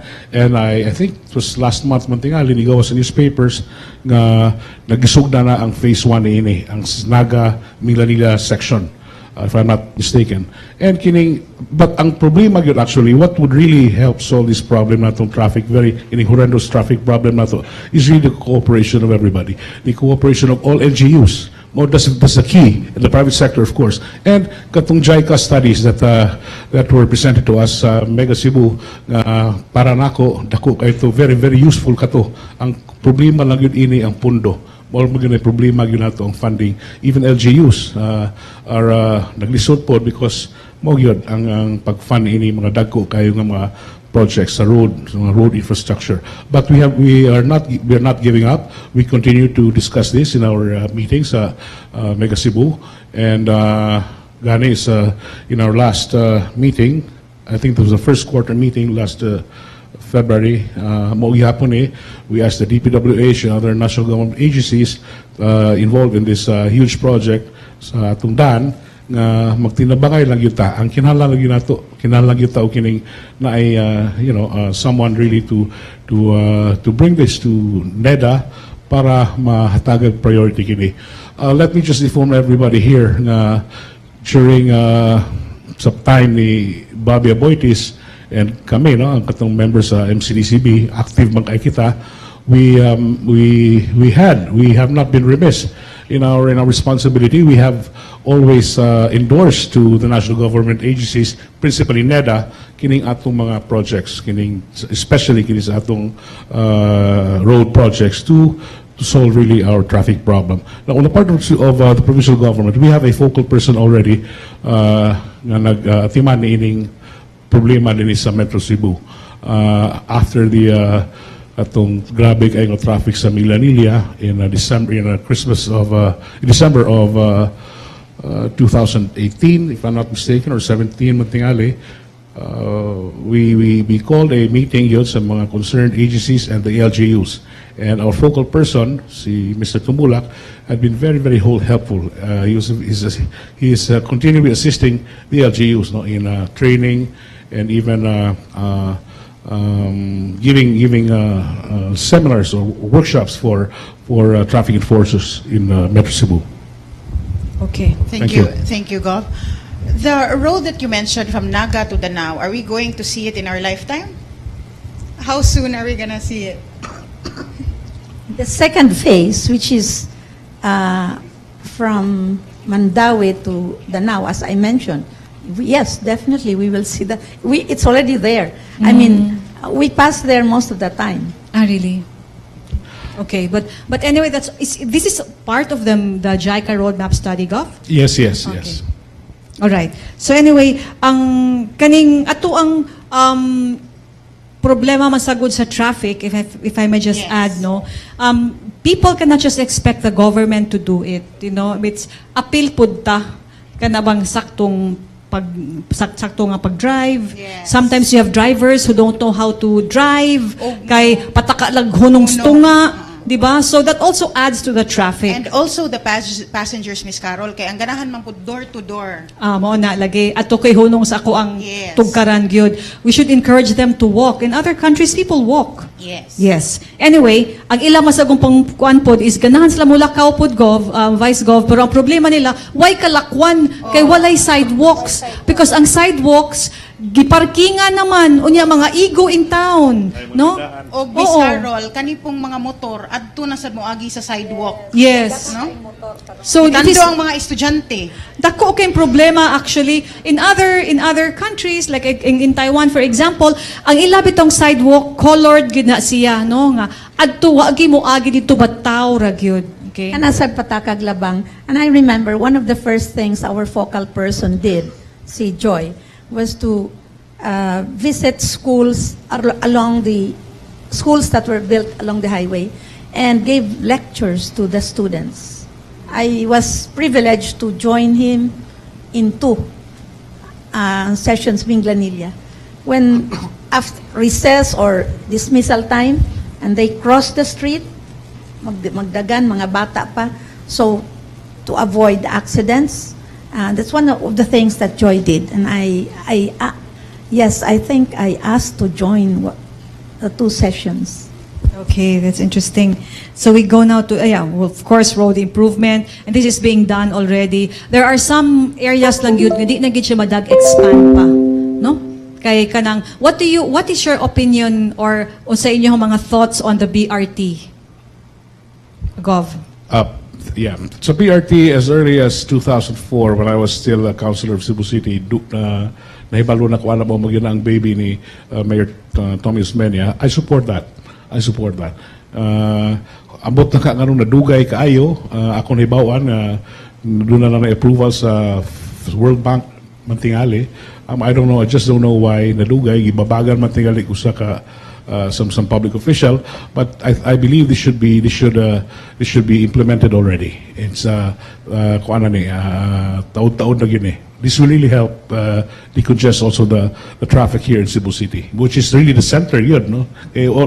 All cars, all public utilities are going to north and to south.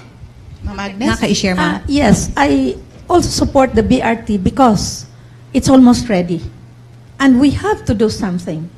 And I just read that for LRT, it would take another 10 years for a feasibility study and another 10 years to implement. But I think the BRT is almost ready. But are our roads BRT ready? I know that in Mega Cebu they are okay with BRT. Correct me if I'm wrong, Naxi, no? But the roads have to be at least 6 lanes so that if you take the 2 lanes, naapay 2 on each side gamahabilin. So there are only a few that have 6 lanes. The rest are 2. Yes, I understand the Cebu City or the technical working group of that BRT project has already made their recommendations, and I think I believe they've studied also the routes of the BRT, and yan ilang nakikita na doable man yun, no? There may be some roads that need expanding, pero ako nahibawaan mo agi na din sa nice section mo agi sa Escario, where the 20-story building of the provincial capital will be built. So di yun na problema sa traffic, yung itun ana na nila. Okay, all right. So next, Ma'am, you mentioned that when you had that summit and when you stakeholder summit, that one of the primary concerns sa atong mga stakeholders kay ang health. So can you share to us unsay nabuhat na sa kaninga administration on the area of health? Okay. Before, ang mga doctors, muagi og agency, they were, what did they call that? outsource. It was mentioned this morning. Yes. Outsource. Now, we hired 53 medical practitioners with plantilla position. And that is an incentive. That's why we have anesthesiologists, we have an internist. I happened to experience an emergency, and I dropped in Danao City, and I was pleasantly surprised. There was an internist already. So that one, staffing our hospitals with competent doctors. There are some, I admit, there are still some attitude problems of old doctors. But anyway, we have acquired equipment. Karkar has now a CT scan. It's not operational yet because the building has not been finished. We have upgraded the capability. There are now what kind of rooms are those? Operating rooms. Operating rooms and recovery rooms. We have cleaner hospitals this time. I think the only one that is not yet really presentable is Danao, because we filed a case against the contractor.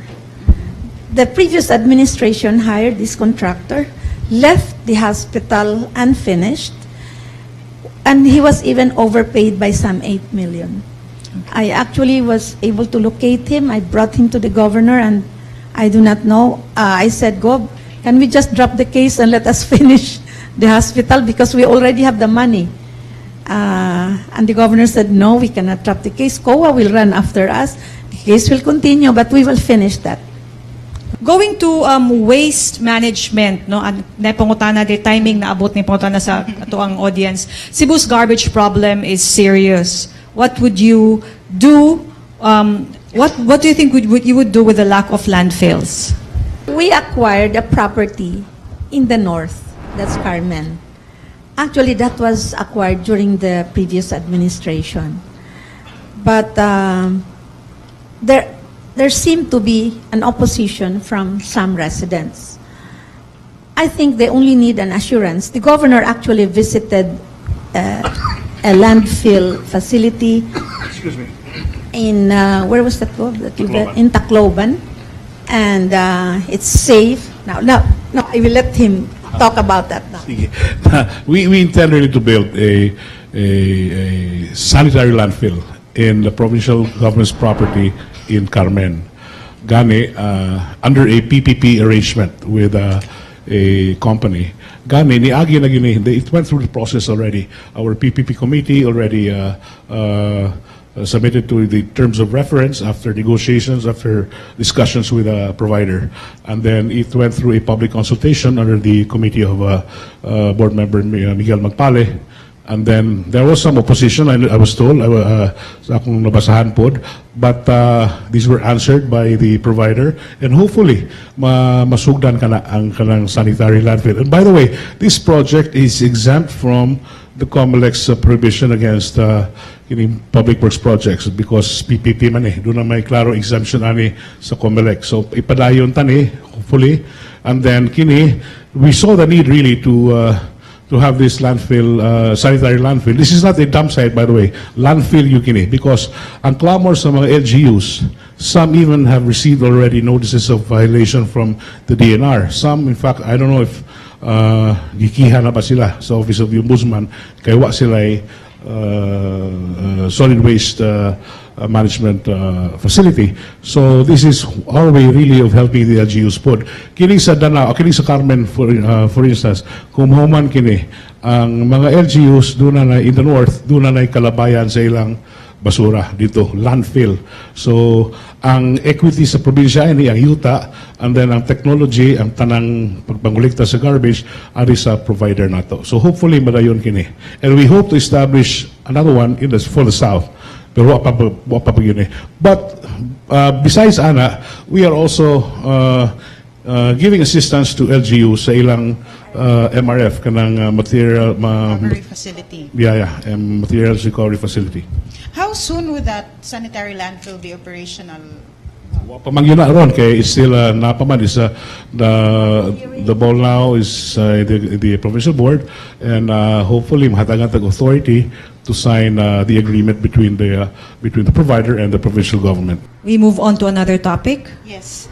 We've already talked about environmental Yes, management, Ms. okay. Carol, but naalang ko yung gamayng question on, there is a, what do you call that, an invasion of crown of thorns. Yeah, it was in the radio this morning. Yeah, my brother volunteers there as a free diver. Magsigi silang panguhaan na kay mupatay man na og corals ang crown of thorns. Now, I learned that there's also an infestation in the south. Yeah. Nakaroon nga grabe kaayo ang init. Nasa news, crown of thorns, starfish. Oo. Yes, It's because of the heat ko, no? Yes, Oo. saka init. Oo. Or maybe Lent. Okay, Jesus was crowned with. sorry, just kidding. I have already received a report from Mr. Tribunalo, our provincial disaster risk reduction management officer, as well as Pedro. I'm due to sign an executive order katong ilang gisugyot nga to declare these areas as kining dunay outbreaks to starfish that had been that's been destroying our corals. So that will be out soon, and hopefully makatabang po din ang atong mga kaigsunan labi na gyud na puyo sa coastal areas, no, to prevent this any outbreaks. Ako gani, I'm not really an expert on that, but it will be, I took the advice of Mr. Tribunalo and Mr. Buntuyan atong Penro nga para to issue that executive order para lang yun makatagan og to address this invasion by the starfish sa atong corals. Okay. Nadinhi from the audience again. Cebu ranks 25th among 75 provinces in terms of competitiveness, okay, behind Bohol, how does Cebu get back on top? You are familiar with our Cebu program. Yes, ma'am.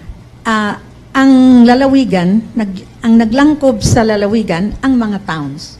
So, we now depend on the competitiveness of the towns. And I assure you, the mayors are very much aware of this. Now that we are evaluating them, you're familiar with the criteria that has been, the scorecard of, Yes, ma'am. that was formulated by Rafi.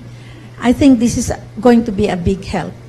We should continue evaluating the towns based on the criteria because competitiveness is there. Yes, yes. Namadiri si Anton, sa Si Anton dito. our Cebu. Okay. We actually asked this sa mga senatorial candidates about our water situation because Cebu, right now we have El Nino, so we have problems with water. Ug timpo pud ting uwan, pagpaha pud ta. So we have just too much water and we have lack of water. And in the JICA roadmap study, Gov, you know that there are plans to build dams, no? Kay para we can catch the rainfall pod. Unsa may ato aning mahimo sa provincial government para ma-push unta ning atong mga plans to build the dams to at least solve our water problems. First, on the matter of kining water, kining flooding nato, we have our PDRMO has already, I think 2 years na ang program nato, I believe. They do na mga communities nga itong itabangan maghimo og water catchment bitaw in kaso mo uwan, kung kusog uwan para they can save on water kung umabot na ang tinginit. Now there's a katong proposal sa JICA sa Mananga Dam, Mananga River, sa Mananga Dam in Talisay, which if you remember, Carol and the taxi, which we discussed in our last meeting sa Mega Cebu, hopefully ang DPWH and MCWD can come to an agreement. No, kay daghan kayo gyud ang gusto nga madayon kini, kidugan yung conceive the 80s mga magani tingali, 70s pagani, no? We need that dam yun sa Mananga. So hopefully madayon na, no? And but this would require really kining huge funding, and we would need the help of the national government. Doon am gani tingali suggestion nga if we can secure foreign funding for this para lang yun madayon eh. So unsa gid ang problema ani niya, Gov? The funding? Funding Madayon? and feasibility study, tingal social issues kay sa Mananga Manggod daghan na muyo na po diha nga mga communities which kung ato na silang evict, no, that could be another social problem for us. So kinahanglan ng preparation ana and naghapag-hapon have to consider so many factors, but hopefully mosabot ni sila, ang LGUs can also help in this, and then we can pursue that plan of building that Mananga Dam. Okay. All right. Yes. There are Right. some towns that have several waterfalls. As an example, Samboan, they have 8. We developed one for tourism. The 7th, water is just spilled to the sea. We have been proposing this to some businessmen, but they say piping them from Samboan all the way to the city, which needs the water badly, is very expensive. So maybe some technology will be developed to. Yeah. That's a possibility. Kasi daghan makatag mga falls din hino. Oo. And the one being developed, so Aguinid, and then there are others, ma'am, no? We developed that for Yes. tourism. Which one is your legacy project that you want to be remembered most for in your term? My term. I think the ones that I mentioned, that under my term as chair of the Committee on Women, Children and Family, we built 5 facilities that will address problems that have been, there for such a long time. The Women and Children Development Center, the 3 centers for children in conflict with the law, and the holding areas, temporary holding areas for children so that the social workers will not have to bring them home.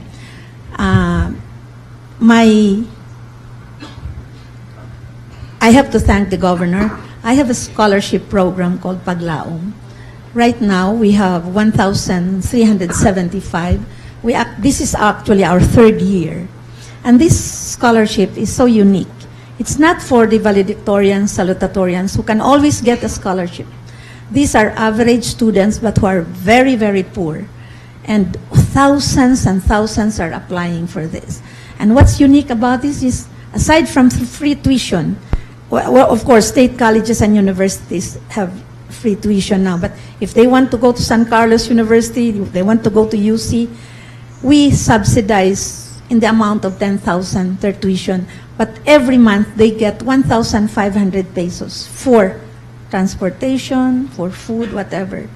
And we have, because they go through a very intensive interview.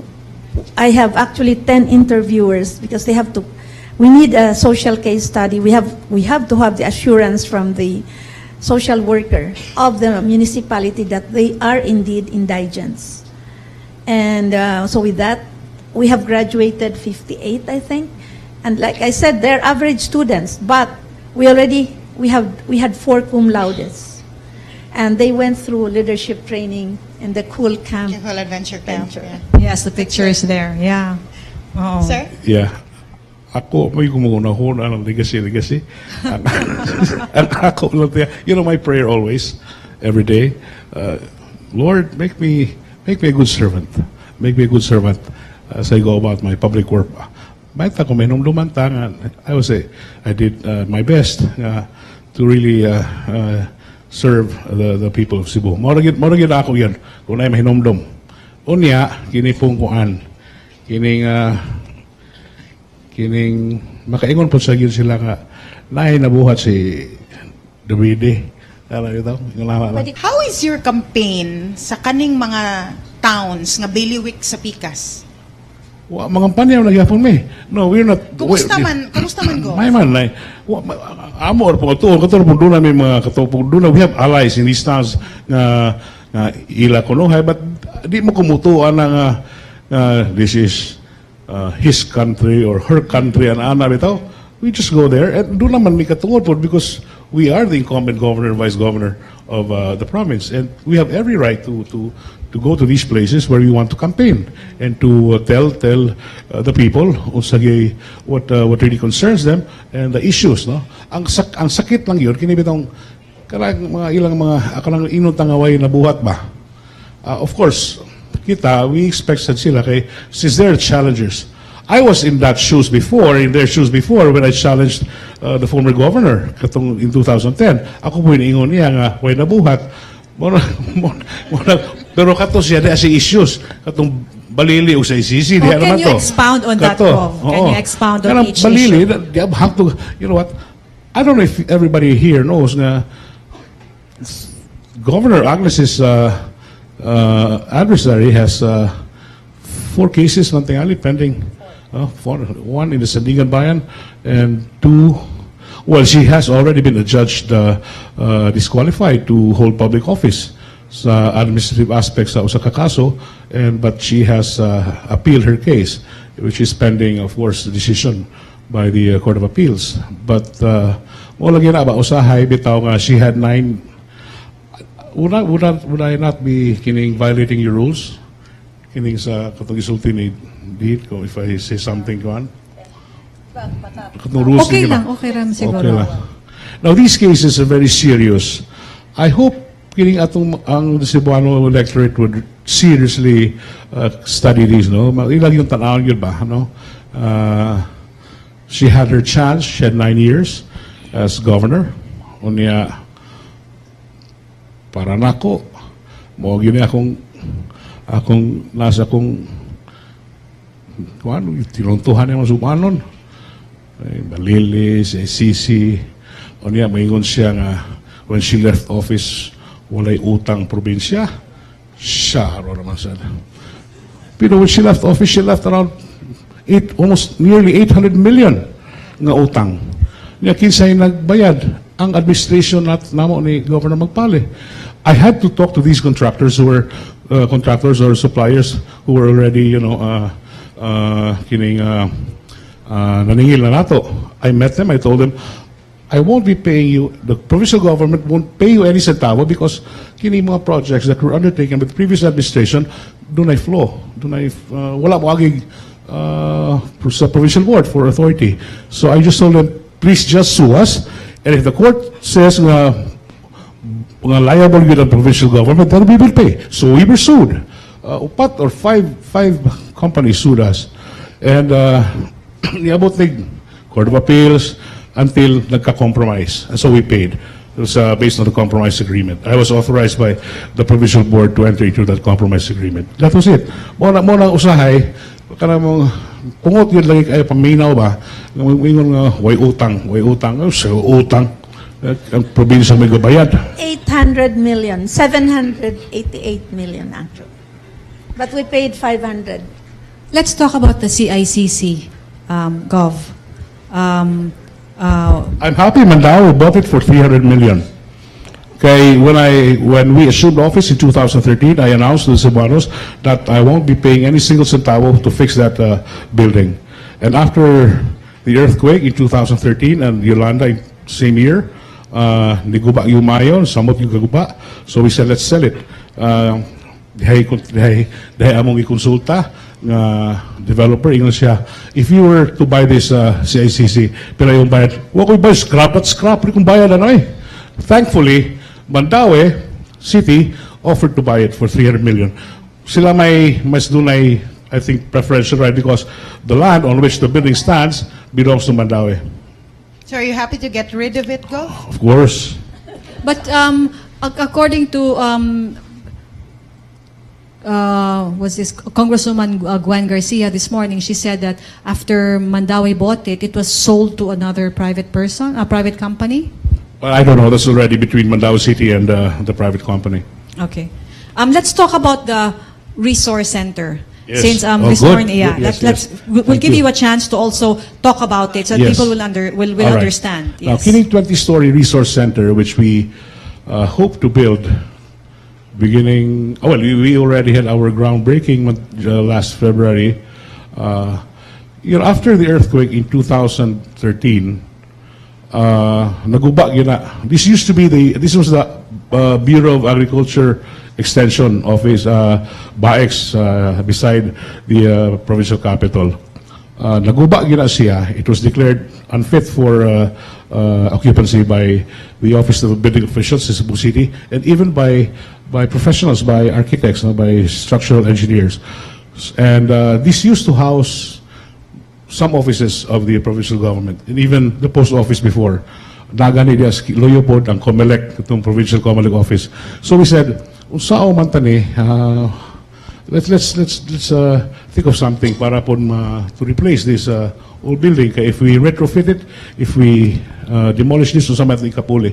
So we thought of building katong resource center, a command center for the provincial disaster risk reduction office. We thought we really need after our experience with Yolanda, we thought kinahanglan gyud tag command center, no, a central office para ma-connect man nato ang mga LGUs. So let's build a kining tako nga taas na building. First it was 12 and 15, and then per the recommendation of the planner, the designer of the building, mas maayo ang 20 stories yun. Muna na ron we went through the process, we observed the procurement law, we negotiated with the banks para makapangayo tag low interest rate, and thankfully DBP ni offer nato 2.9%, the lowest interest rate any bank could offer. That's for 10 years fixed, kaya atong ipangayo 10 years mga payment period. And kining kung matukod ni mahuman kini this will be self-liquidating. Besides the income that kaya doon na may spaces ani that we will be leasing to companies. Most of these spaces po noon, abalhinan sa atong some offices here sa executive building. Okay, we're so congested na yun diha. Nagkadaghan na mga empleyado sa Kapitolyo, nagkadaghan na po ang mga offices that we've created. So we really need space. Yeah, so that's why we want this building yun na Malayon Unta. And then even the board members, no, prior to December last year, everybody liked it. Niliked sila sa resource center. And then suddenly, when political lines were drawn after the filing of the certificates of candidacy, they unliked ng Oman. So, mga usahay, sakit, puro naon ba? They were so eager. All of them were so eager. Yeah, suddenly, they unlike. Sige na lang. And that's just politics. According to your challenger, Gov, the resource center violates 3 laws, including katong imong gi-mention of the procurement law, Procurement Act, and then what's the one? The conservation and cultural preservation. Yes. Yeah, thank you, Carol, for this. Ganahangi ko motubag anak yun. First, we did not violate the procurement law. We followed the law, observed it strictly. It took us 4 years to really, from the conception of the building up to the groundbreaking, and hopefully hangtod mo humana. Well, of course, they filed a case already in court, specifically with the RTC Toledo City, seeking to enjoin the construction of the building. Well, we're prepared to defend that. Katong National Heritage Law or Conservation Law, I don't believe we've violated that because we are not touching the old Capitol building. Wa man nato hilatira. We're constructing a separate and entirely different building. Di wa man nato hilati ang katong landmark, which is the provincial capital. Yeah, that stays there. Ang ila lang kay dili ko no buffer or kanang symmetry, pero wa man gitun-an magyuna because there was a feasibility study conducted by the designer, the planner of that building. They checked everything. No, in fact, we took the trouble even consulting the NHCP, in National Heritage Commission. Gani nisuwat si Garcia sa NHCP na ngayong cease and desist order, but they did not issue because they know they could not. Kaya under the law, ang ila lang pwede mabuhat ana when mahila ang gupon o ang ired or ang hilabtan ang katong landmark. We're not building a landmark here. Maybe after 50 years, ikahuman ini building nga pohon, kung madayon yun 50 years after, hopefully the NHCP would want to galaan sila, himuon nila na i-declare ng landmark mo na. Anyway, we had a really exciting discussion. And like I said, the supporters of Governor Davide and Vice Governor Magpale, if you would like to let people know about their platforms, you may just share kanang sa ato ang Facebook Live. I think by tonight, it will already be in YouTube. You could also share that, spread the word around, okay? So we will give you now the chance for your closing statements, ma'am. Gov? Okay, thank you, Carol. And earlier on, you asked me how confident I am. Like I said, we just came from a meeting. In a fair elections, I am very confident that we will make it. Okay. Thank you, Carol. Thank you, Chris. Thank you to the organizers. Salamat. I hope to have satisfactorily answered the questions. Sa tinuray lang, amusaan ni Agnes Magpale na tuman yun. Saligi, Magpale, Davide. Okay. So, sa tinuuray lang, magklaruhay ta. Yes. So, ang karon ma'am, we're going to show you, as we were having the discussion na atay mga documenters at the back who took note of your statements. So, atong tanawon, kung na-capture ba gyud namo. And then, after that, we're going to sign the bugsay. So, for Ma'am Agnes Magpale, on the vision, Cebu as a gateway for global market opportunities, Cebu governed by competent and honest officials, an ideal ideal place to work, live, play, and invest. Okay? Continue Capital's 6-point development agenda plus the provincial roads. On transport and traffic management, sa North Cebu, we identified an alternate 4-kilometer route Talamban to Compostela. Support the Mega Cebu Plan for the circumferential road. And how to improve competitiveness, continue My Cebu program, or the Our Cebu, that's the Our Cebu scorecard of the LGUs. On health and sanitation and waste management, district hospitals hired 53 medical specialists instead of outsourcing staff, upgraded 4 provincial hospitals, 4 district hospitals, 2 provincial hospitals, now capable of major surgical operations, acquired a property in Carmen for sanitary landfill pending approval. On environmental management, yes to the banning of single-use plastic. On hospital waste dumped in the sea, LGUs must strictly enforce the law on waste disposal. On public safety, first province to have a provincial anti-drug abuse office, continue the regular meetings of Peace and Order Council with the full support of the police. On tourism, culture, and heritage, Suri-Suri Sugbo continues but at less cost to LGUs. Cebu is blessed with nature spots. Cebu promotes Cebu as a MICE destination. On the legacy, Children and Women's Development Center, temporary holding areas for children in conflict with the law. Paglaom Scholarship Program for the Poor. That's it? Okay. Walay nagkulang, ma'am, or insakto? Basig na ay na misquote? Center for CICLs. We'll add that. Okay. For my legacy, the children in conflict with the law. No? Yes.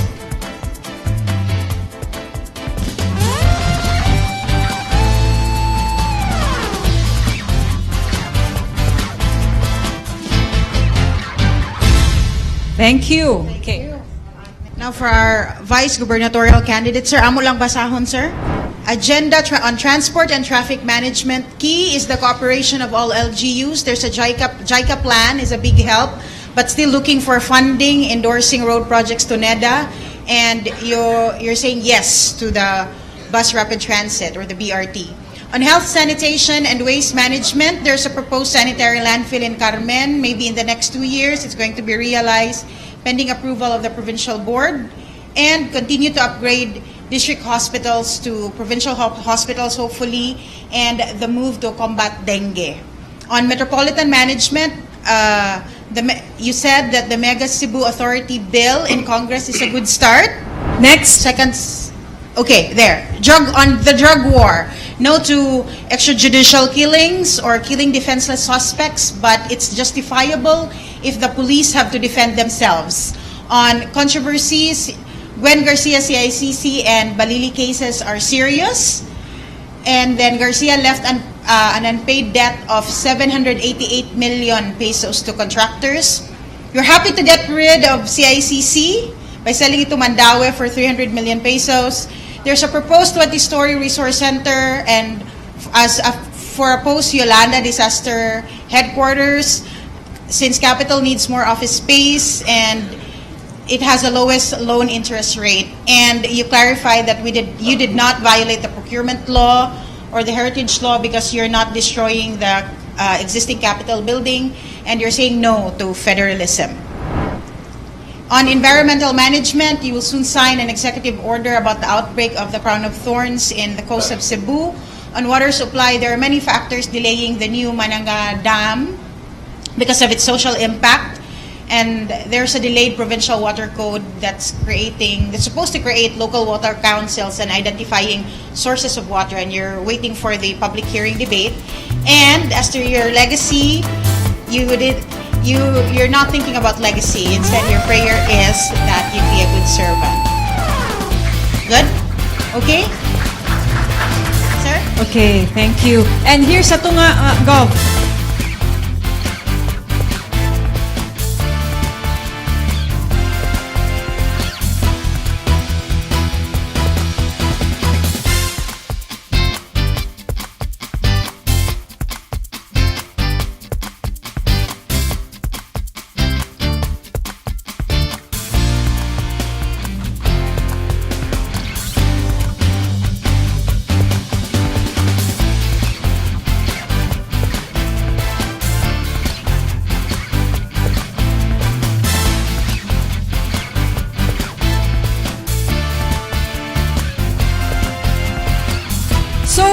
have our two candidates in front with the bugsay. Tristo nga, Gov, here.